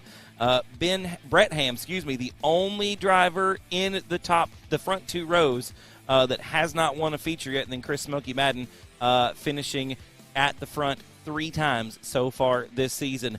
Those drivers, if they continue on this trend, will be eligible, Chad, for the 2022 Triple-Double. Here's some information about that. The events that make it up, one of them right here, the Colossal 100. The Texas Dirt Nationals coming up September 19th and 20th. That's a new date. And then the Duel in the Desert, the dirt track at Las Vegas Motor Speedway in November. Those make up the 3 races for the Triple-Double here this season. The way it works, if a driver attempts a race on every single night of those 3 events, their finishing money at the Duel in the Desert will be doubled. It doesn't matter if it's first or last, it's double the posted payout, meaning someone could pick up $80,000. And remember, it's $80,000 because of that revamped payout scheme that we talked about a little earlier. That was voted on by the drivers? Voted on by the drivers, absolutely, Chad. I think that is paramount to mention. Yes, the drivers that are eligible for that money were all here in a meeting yesterday with the crew from the XR Super Series. They voted in an overwhelming majority for this new payout scheme. What it does is spread a little love through the top 10. All of those positions have been increased all the way down. We've taken some of the money from the top, spread it through the top 10, allowing drivers more opportunities at more opportunities at more money. It culminates at the Duel in the Desert in November, the dirt track at Las Vegas Motor Speedway, an $80,000 possibility for someone at the races if they choose to follow that triple-double this year. Boys, they are rolling out to the Speedway, the Stars and Cars for the conclusion of the Colossal 100. Let's go ahead and give them the lineup. Race fans, on the inside of row number 1 in your 50-lap Colossal 100A main, it'll be the 49 of Superman, Jonathan Davenport out of Blairsville, Georgia. Alongside, it's Fergie time, Chris Ferguson in the 22 out of Mount Holly, North Carolina. Row 2 to the inside, the newcomer, the first time with the XR Super Series from Newberry, South Carolina. Car number 18 belongs to Brett Ham. To his outside, the most winningest driver on the XR Super Series this season out of Gaffney, South Carolina. The 44 car, it's Chris Smokey Madden. Row 3 on the inside, the high side tickler, Kyle Strickler with his best performance so far this week. Here tonight, the one that matters. He'll be on the inside from Mooresville, North Carolina in the 8 machine. To his outside, big sexy quick qualifier on Thursday. It's Brandon Overton in the 76. Row 4 to the inside holds the most wins here at Charlotte all time. That is the 20 of Jimmy Owens out of Newport, Tennessee, alongside the 88 from Union, South Carolina. That is Trent Ivy. Row 5 to the inside, the Lancaster, South Carolina neighbor, driving car number 16. That is Ben Watkins into his outside. Out of Centerville, PA, they call him the Keystone Kamikaze. The 111V belongs to Max Blair. Row number 6 on the inside from Cross Lanes, West Virginia. The 17D is Zach Dome. To his outside, the Georgia Bulldog. Took a big chomp out of him earlier in the heat race. It's Shane Clanton from Zebulon, Georgia in the 25. Row 7 inside, the 83. That's the dealership, Jensen Ford out of Johnson City, Tennessee, and alongside the 39 of Tim McCready, T-Mac out of Watertown, out of Watertown, New York. Row number 8 on the inside, the Mac Daddy Dale McDowell out of Chickamauga, Georgia, the 17M is outside out of North Augusta, South Carolina, the 42. That is Clay Knight. Row 9 on the inside, the 93 from Lincolnton, North Carolina. That's Carson Ferguson. To his outside, the man who needs no introduction, but we'll give him one anyway, from Mooresburg, Tennessee. Driving the number 0 machine, it's Black Sunshine, Scott Bloomquist. The killer Kyle Bronson from Brandon, Florida on the inside of row number 10, the 40B. On the outside, that is Ross the Boss Bales from Clover, South Carolina. 11th row on the inside, the 7 car from Headingley, Manitoba, Canada. That is Ricky Weiss. To his outside, the 70 car out of Dallas, North Carolina is Jeff Schmidt. Your 12th and final row, these are your transfer, or your provisional cars, I should say. The inside, number 91, that's your quick time that did not qualify. It's Derek Ramey from Mooresville, North Carolina. To the outside, the Hunt the Front crew, Joseph Joyner in the 10, your high point car that did not transfer. Get that XR Series provisional, that XR Super Series provisional. He'll be starting in the outside of row number 12. Fans in the stands, fans at home, if you're watching and you're not on your feet right now, you are doing it wrong. Get up, ladies and gentlemen, make some noise for the Stars and Cars of the XR Super Series as they get ready to salute you. We're not going 3 wide. We're not going 4 wide. We're going 6 wide here at Charlotte.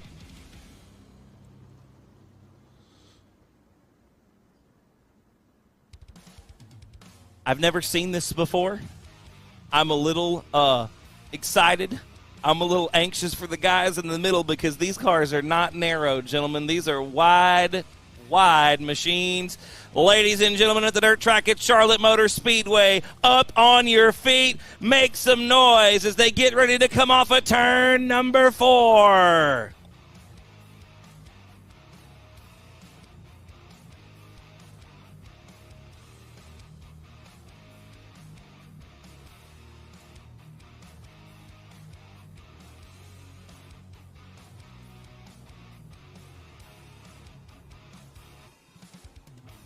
Six wide down the front straightaway. Ladies and gentlemen, this is your chance to get your phone out, wave your hats, make some noise. The Stars and Cars of the XR Super Series, 6 wide here at the dirt track at Charlotte Motor Speedway. We're going to go around again and I promise you it will be worth the wait. Stay on your feet. Don't let the action get away from you already. We are getting ready to come around one more time. Ladies and gentlemen, keep the phones out. If you haven't got yours yet, make some noise. The fireworks begin.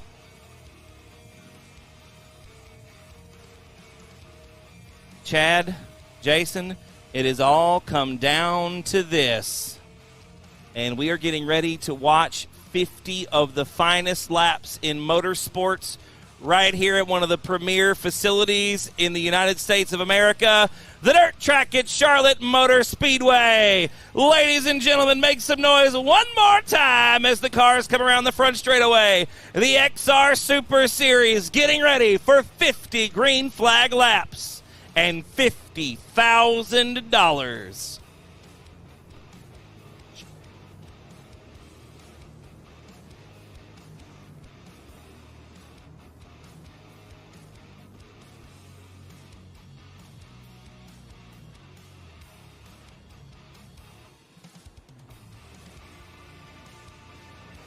The field going to separate here, gentlemen. Fireworks still going. This is a great show. I love this. This is worth price of admission right here. We felt the heat in here through the glass, by the way, everybody. We felt it too. That rocked the entire booth up here. That thing was shaking back and forth. That was phenomenal. We'll get them lined up side by side. Jonathan Davenport, Chris Ferguson on row number 1. 50 laps, $50,000. The XR Super Series. Here we go, boys. Started out with 51 race cars. We're going to go 50 laps, $50,000 to win. Is 50 the magic number? I believe it is. Is 50 the magic number? We're going to push the tires back out. You see, that's how wide these race cars are. We had to put the tires down in the grass just so they could go 6 wide here at Charlotte. And this place is racing. It is wide. We've seen some great 3 wide shots. We've seen some attempts at 4 wide a couple of times, and it works maybe for a second. But 3 wide definitely doable here at the dirt track at Charlotte Motor Speedway. Ladies and gentlemen, get ready for 50 green flag laps, $50,000 to the winner. Again, 5 of the 6 winners so far this season here with us tonight. The one exception, Kyle Larson, not here this evening. He got the win on Thursday, making him the 6th winner so far in 2022. Jason, we've got 3 out of the top 4 cars right now in this lineup that have won races, one of them being the only repeat winner, Chris Smokey Madden. Absolutely, and it's going to be tough to hold him back here tonight. But the 2 guys in the front row, they can do it. They can get this done. Superman, I believe so. Fergie time. If anybody can go fast enough to hold 44 back, it's those 2 cars. Well, don't forget about Kyle Strickler. We talked about him earlier. He had speed. Boy, did he make that car skinny on the back straightaway. Yes, he did. In his heat race, Overton flanking him. Jimmy Owens has been fast here tonight. But how about Brett Ham in the 18 car on the inside of row number 2? That's the dark horse. I tell you what. You couldn't wipe the smile off of his face down in victory lane for his heat race. I'll say this, gentlemen. Whoever picked Brett Ham to go in their dirt draft lineup, they got a bargain right there. I guarantee you they got some good team value out of the 18 machine. A surprise to us. A bit of an unknown quantity to the 3 of us, I do believe. Mm-hmm. Good to see Brett up front inside the second row. Again, like you said, Chad, Kyle Strickler struggled the first couple of days, had a good heat race here tonight. That's put him up front inside of row number 3. Another driver with a good shot, I would say, is Brandon Overton outside of row number 3. A stacked field all the way through. You've got Shane Clanton mid-pack, Dale McDowell inside row number 8. He's a winner this year. Tim McCready outside row number 7, also a winner this year. Chad, we're getting 1 to go. Next time off of turn number 4, we're going to be going a lot faster than this. Yes, we are. Jonathan Davenport, Chris Ferguson, row number 1, 50 laps. Who's going to stand on the stage here tonight? A 13-year absence, the Colossal has returned to the dirt track of the Charlotte Motor Speedway. Jonathan Davenport, Chris Ferguson, row number 1. Ladies and gentlemen, here tonight in Charlotte, green flag is out. We're underway. And side by side they go into turn number 1. Jonathan Davenport going to have the early race lead. Gives Chris Ferguson a face full of red dust as they come through the second set. Don't look now. Smokey already making moves here early. They go wheel to wheel. They touch Chad off of turn number 4. Yeah, Madden couldn't quite shoehorn his way alongside. Fergie there in the second spot. Madden third. Brent Ham in the fourth spot. Overton rounding out the top 5. It is all Fergie second as we head the other way. 3-car battle outside of your top 3. Brett Ham still hanging on there, rides in the 4th position, but here comes big sexy Brandon Overton. He'll wheel to the outside with Kyle Strickler in tow there. Those spots 4th, 5th, and 6th on the speedway. So we come to the stripe this time by. Still a rager for second. Chad coming down the front straightaway. Ferguson maybe into the wall a little bit there as Madden gets by for the runner-up spot. Right behind him. Battle still raging for 4th. We look at Madden into turn number 3. Still Jonathan Davenport out in front. 1 win on the season, Chad, but Madden the fastest car on the racetrack right now. Yeah, boy, Madden took off that time. He's in second trying to reel in your race leader. Max Blair lurking to the inside as Ham will zip the tires coming out of turn number 2. Max Blair was top 10 last night. Put him now up into the top 4. Remember, gentlemen, the 70 on the right rear here tonight. It's a hard tire. It takes a minute to come up to temperature. You got to be aggressive, though, but you've got to also be patient, Jason. 50 laps, 20 more than we've ran so far this week. You got to see how the car's going to be at the end if you want to be up front. Right there on screen, the battle for 6th. Kyle Strickler throw the slide job over the nose of the 18 of Brett Ham. Take position off of turn 4 and down the front straightaway. We stretch them out now. 1, 2, 3, 4, 5, and 6. All starting to gap their way out behind them. Business is picking up as we come to the stripe. It'll be 43 laps remaining for your race leader, Jonathan Davenport. You see the speed shot there, Chad. Don't look now, boys, but I think Madden has set the hook. He is reeling in Jonathan Davenport slowly but surely. We're going to be coming to 8 laps complete this time by, Chad. Yeah, the eye test will also tell you, not quite a tenth of a second off that time. Inching in a little closer is Madden. Davenport sizing up lap traffic dead ahead here through turns 3 and 4. Lapper down in the line that Davenport is in. We'll continue to track his progress as we go to 1 and 2. Race leader coming up on the first victim, and that'll be Derek Ramey, the 91. Your fast time provisional starter. He'll go a lap down as Davenport will take the spot up, give it up smooth. Your race leader, the 49, Superman Jonathan Davenport. 40 laps remain this time by. Chad, we've seen Madden be really good in traffic, and we're seeing it again. The gap next to nothing as the field comes through turns 1 and 2. Jonathan Davenport with a little bit of breathing room right now. Here comes Madden hard into turn number 3. Yeah, up until that moment, he had shaved off 0.2 of a second. We'll check it here at the line. Lost a little bit of ground that time, but Madden was the one hung up in lap traffic a lap ago. You've got Jeff Smith in the sights of Davenport as we got more lap traffic to navigate as we head to turns 1 and 2. Chris Ferguson still third. Jason kind of hanging in the background, about a second and a half off the leaders right now. 4th spot still Brandon Overton, Max Blair, Kyle Strickler, Brett Ham, Shane Clanton, Jimmy Owens, and Trent Ivey right now rounding out the top 10. The battle for the lead is hot, coming back into 3. Superman going to take to the top side of the speedway. He'll negotiate a lap car and go to work on another one, the 10 car of Joseph Joyner. Next on the hit list is your race leader, is picking them off one at a time. Here comes Madden, big run off of 2, not going to be enough. Jeff Smith down into the infield there, Chad. That gives Chris Ferguson clear track in front of him. Boy, they are getting closer and closer as Dale McDowell slow down the front straightaway. Chad back into 1. There's nothing between them. Yeah, the lap car in front of Davenport. Joyner slides up the banking, leaving that inside line open for Davenport as he's able to maintain his advantage over Madden. Maybe playing just a bit of gap control right now is that 49. Davenport, your leaders, will stair-step him and a couple lap cars 3 deep down to the back straightaway. Jason, Chris Madden definitely got the advantage at this point. He gets to watch Jonathan Davenport through the corners. He gets to see where the car is maybe not as good as it is somewhere else on the racetrack. Also, Davenport having to drive the wheels and literally the tires off the thing. We've seen it be abrasive here tonight. Hard right rear, 50 laps, tire conservation, paramount here tonight. Yes, sir. Working down there in that good black strip across the bottom of the speedway.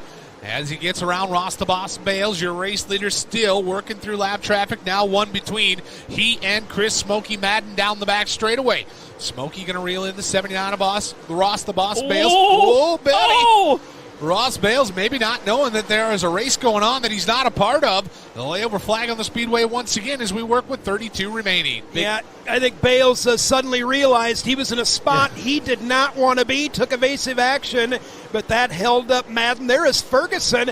Ferguson and Overton right now, third and fourth here on a turns number 4. We'll see if Ferguson can start to reel in Madden as we head to 1 and 2. It looks like something might be working for Ferguson. The gap, at least from the eye test I see here, boys, getting smaller from second to third. Still a little bit less than a straightaway, Chad, but it looks like Fergie might be reeling Smokey in right now. Yeah, well, now Fergie suddenly stuck with Bales that time. The lapper here on the front straightaway. Fergie, Overton, continue to ride third and fourth to the back straightaway. Another battle heating up here, Jason, is the one between Max Blair and Brandon Overton. Blair has closed the gap in the 111V, coming off of turn number 4 right now on the 76 of Brandon Overton. Not a whole lot of ground separate those two as we come back into turn number 1. Good battle as your race leader will get around the 42 of Clay Knight. Chris Smokey Madden going to do the same. He'll dip to the inside, and the lead stays at just about 7.5 tenths of a second as they work across the stripe with 28 laps to go.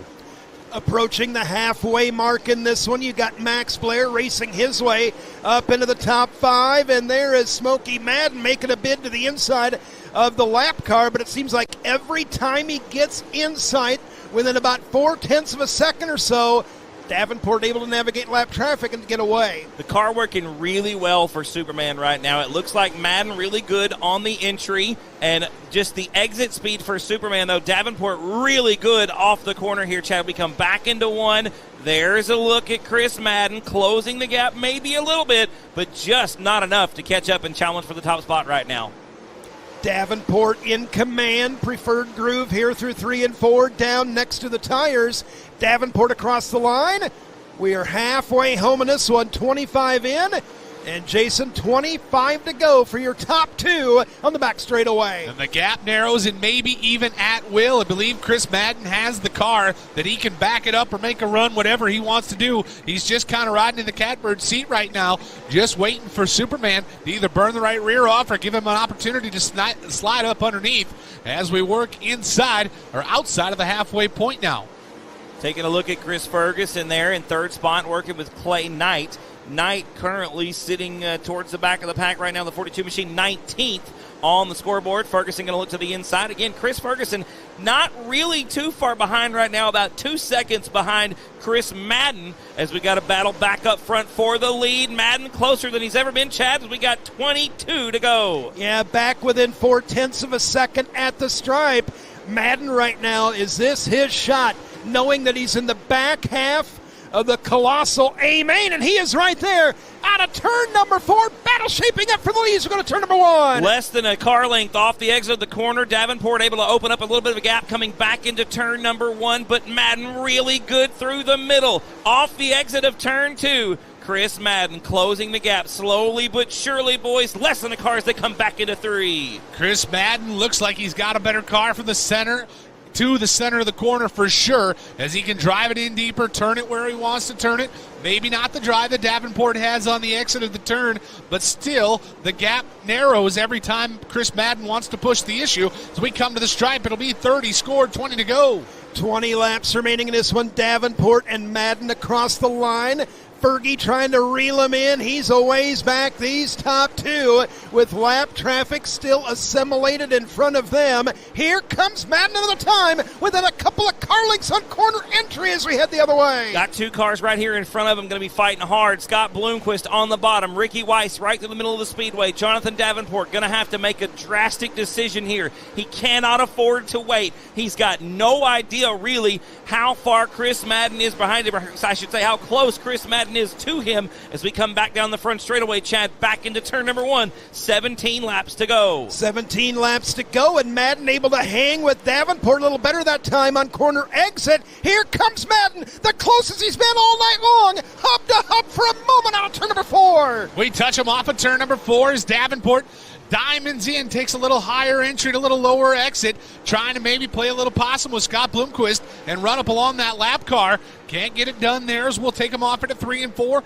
This time by, we'll have 15 laps remaining, Nicholas. Boys, don't look now, but Chris Ferguson has closed the gap by 0.8 of a second as Madden and Davenport are having to deal with lap traffic. You're about to see Fergie as he picked up another 10th on Chris Madden. You see the three of them coming into turn 3. That's 1, 2, 3 right there on screen. Yeah, Fergie time was quick time here earlier tonight. And when it matters most, inside of 15 laps remaining, the 22 showing strength late in this one.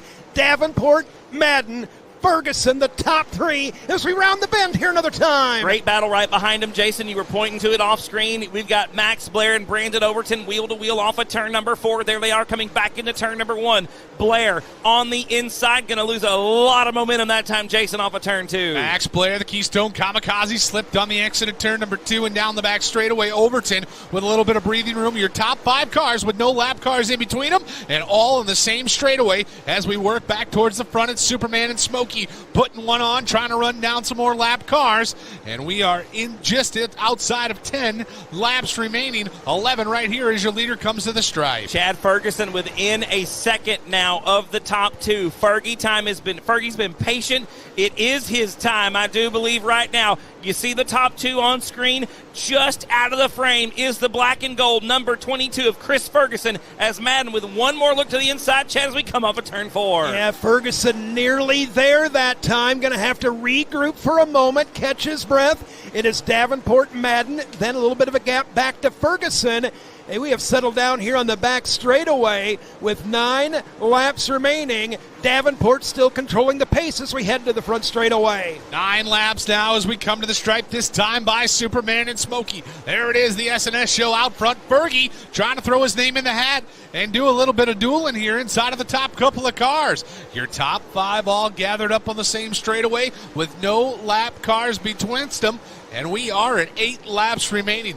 The next car to go a lap down, Chad, looks like it's going to be the 18 of Brett Ham, the driver from Newberry, South Carolina, ripping the lip off of turn number 2. But you've got the top 2 cars closing in quickly and closing in on each other. Less than a car length again. Separate the 2 is now Smokey goes top shelf, trying to get a good run off of turn number 4. Let's see if it happens again. No, he'll go back down to the bottom of turns 1 and 2. Chris Ferguson still just about 4-5 car lengths behind these 2. Less than 0.8 of a second between second and third, Chad. The last time on a turn number 4, you've seen Madden climb the ladder there a bit, just couldn't quite get enough momentum to drive down to the inside of Superman through 1 and 2, and we continue to say status quo with Ham, the lap car in front of Davenport, Madden, Ferguson, Overton, and Blair, the top 5 with laps winding away here with 5 to go. 5 to go in this one, Jason. We come back into turn number 1. Smokey pulls right up on the rear bumper of the 49 machine, pulling on Superman's cape as they go down the back chute back into 3. Top shelf this time for Smokey. Split them up as we work the lap car. Brett Ham off of turn 4. Side by side for the race lead. Lap car in front of your race leader. Who's it going to be off of turn 2? Smokey makes the good move, and you got a new race leader. Yes, sir, you do. Chatty had him at the line by 61 one-thousandths of a second. Chris Madden on track to get number 4 here tonight. Davenport falling quickly here, Chad, as we come back into 1. Yeah, Davenport a couple laps ago was surprised when the 18 car came off of his groove a bit. Kind of was in Davenport's line. Davenport sizing him up, and Madden right around the outside. And Smokey is setting sail with 2 to go. 0.8 of a mile left here, ladies and gentlemen, at the dirt track at Charlotte Motor Speedway. Chris Madden has set sail here about a half a straightaway already in front of Jonathan Davenport. Jason, we are coming to the white flag. 1 to go. White laundry waving out of the hand of Wes White one more time around the 4/10 mile. Superman led most of the laps, but now it's Chris Smokey Madden in the command of this one down the back chute. One final time here at America's home for racing in the Queen City. Chris Madden, $50,000 richer at the Colossal 100. Jonathan Davenport going to be second. Chris Ferguson will be third. Brandon Overton hangs on for fourth. And Max Blair will round out the top 5. Shane Clanton, Kyle Strickler, Jimmy Owens, Trent Ivey, and Kyle Bronson rounding out the top 10. Boys, take a breath. We have waited all week long for Madden with his hand out the window. He's pumped. Win number 4 in just 9 races, Chad. Well, I'm not a mathematician, but he is. If he's not at $300,000 in winnings, I think this pushed him over. I believe 300 you're right. in just XR Super Series late model competition. Should be somewhere around $327,000 ish dollars, and that's just counting wins. By the way, I'm not doing the math for the times that he hasn't made it to victory lane. In just wins, we're talking $300,000 so far in 2022, and it's not even June. He took it. Maybe not a chance. He took the opening that he had. Davenport was running his line. The lap car had moved a little bit. It took Davenport a minute to size up where he wanted to go, and that 44 machine went upstairs, got a rhythm quick, and then ran away from Superman late in this one. And another $50,000, and the 2022 champion of the Colossal will be Chris Madden. We will bring our top 3 down to the front straightaway. Davenport making his way. And JD's got a couple of seconds this year, and Fergie's got a few podiums as well. You know, both of those drivers have wins. They've both been there at the end. Everybody, though, guys, chasing Chris Madden so far. What do they talk about? I mean, it's equal parts a little bit of a lucky horseshoe, but boy, that 44, you don't win this many big money shows in one series and have it all be the lucky horseshoe. No, sir. He capitalized when he had an opportunity, got around Superman, and Chris Madden, the XR Super Series point leader, continues to have a stranglehold on this series. Yeah. That's a good way to describe it, Chad. I mean, he's, like I said, 4 out of 9 have gone to Smokey. He is touching that 50% win ratio here with the XR Super Series this year. Just been a great season so far for Madden.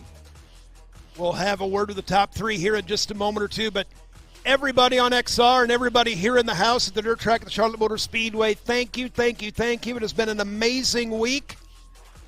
It is great to be here. It is great to be back.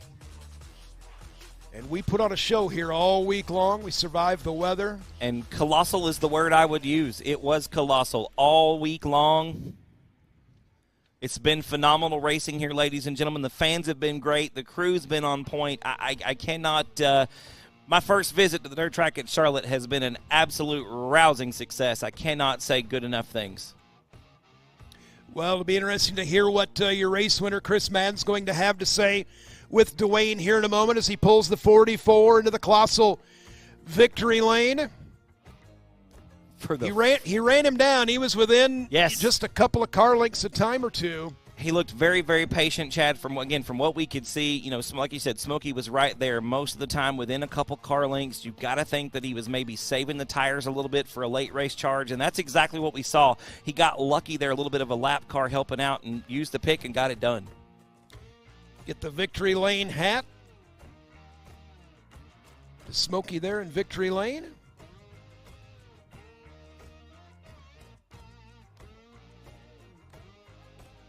And here's your race winner, Chris Smokey Madden. $50,000 going in his pocket here this evening. Man, oh man, Chris, we're going to get you on stage here. Race fans, if you enjoyed that, let me get a Ric Flair woo at ya.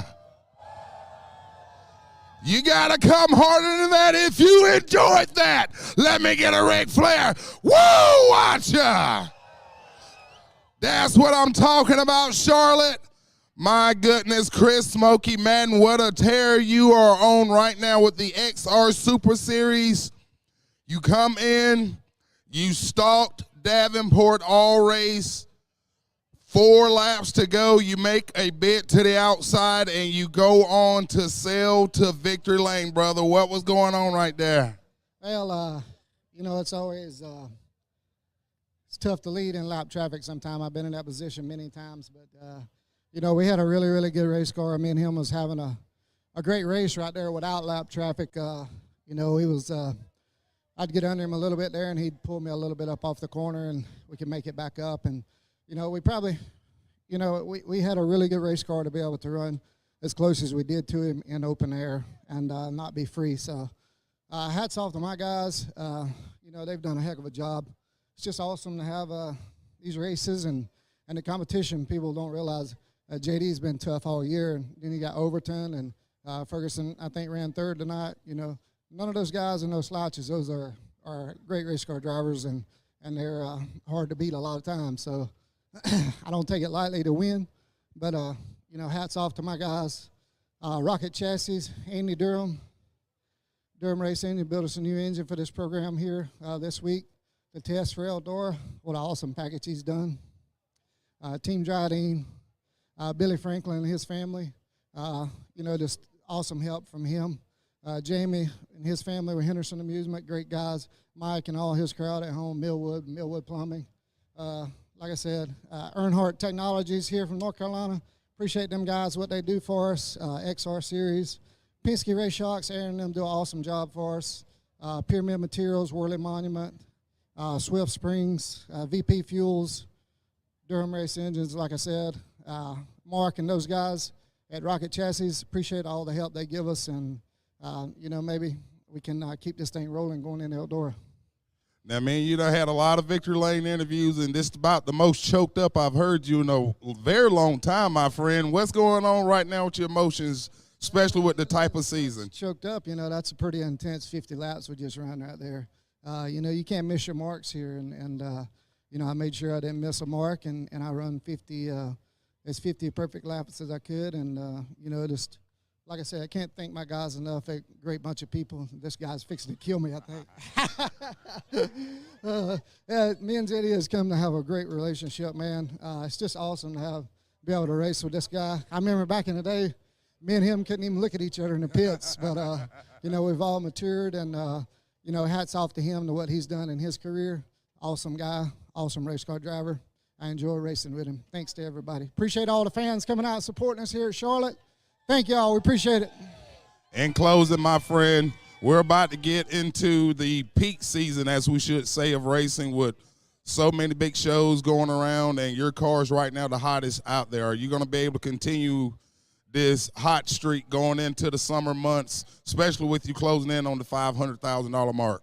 I mean, nobody can answer that, man. That's $1 million question you're asking for an answer, but we definitely hope so. You know, we're going to keep doing our work, and you know, everything's still got to line up perfect. You know, you got to have good pill draws. You got to qualify good. You got to win heat races and put yourself in these positions to win these races, and that's what we've done. And also, I'd like to give a shout out to all my family. I got a huge crowd here tonight. My mom, my sisters. One of my sisters ain't been to a racetrack, and I couldn't tell you when. So it's pretty awesome to win tonight here. My mother-in-law, my mom, like I said, my sisters, my family, everybody's here. I love all of them. I'm glad to have them support me. Thank you. There he is. Let's hear it up one more time for Chris Smokey Madden.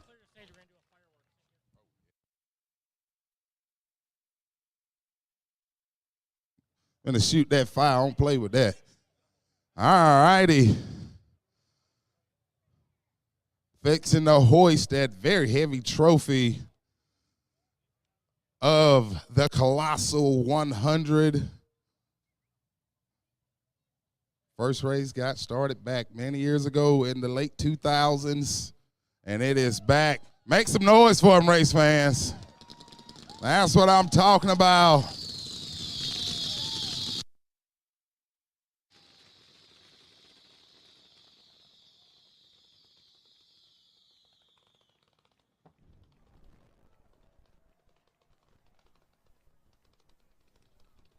Woo!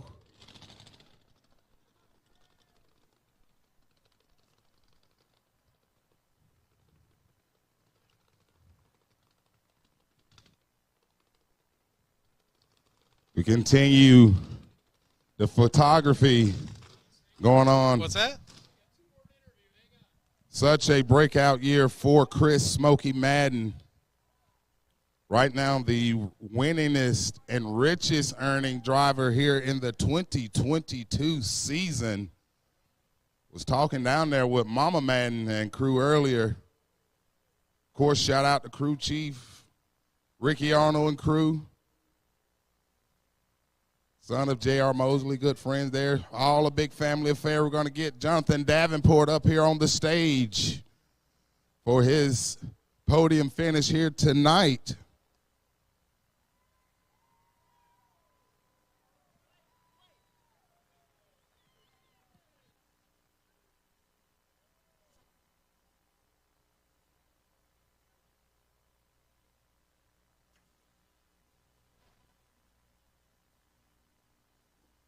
All righty, Superman.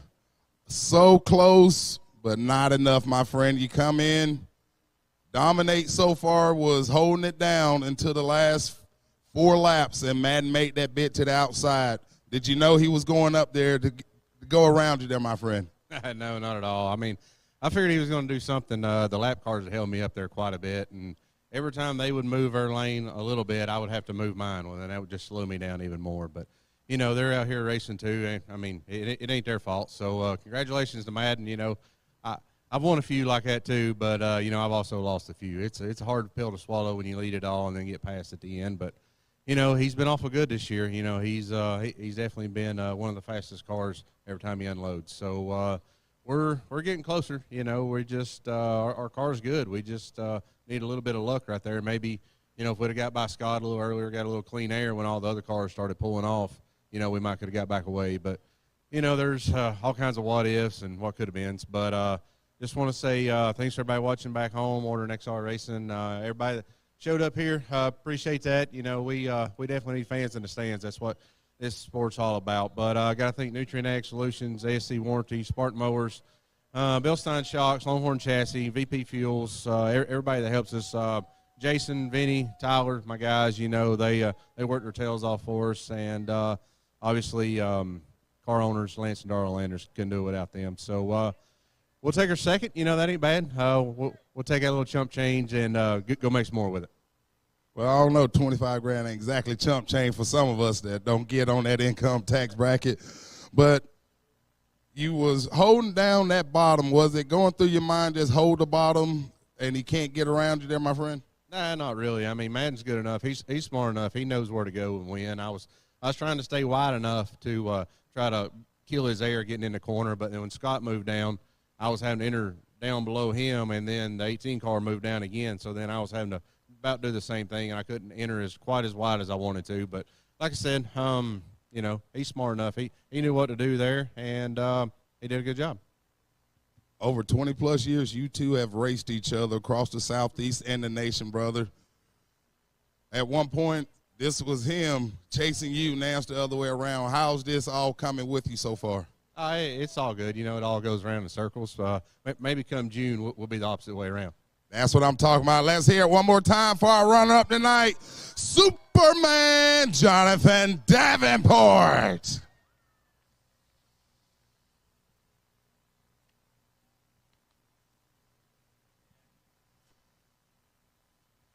Third place. You're actually having a great season so far, my friend. It's running with these big national shows and these big dollar events, and that's something that you've been wanting to do for a long time, to chase these crown jewels, make good money, and hopefully make that big step into making a career. Is this the step in the right direction right now? Yeah, for sure. We had a great run tonight. You know, Chris and Jonathan are two of the fastest cars in the country right now, so to be on the same straightaway, you know, I'm just happy to be in the same ballpark as them. So I had a good time out there with them. They both raced clean and hard, and I don't know, just tickled to have a top 3 here.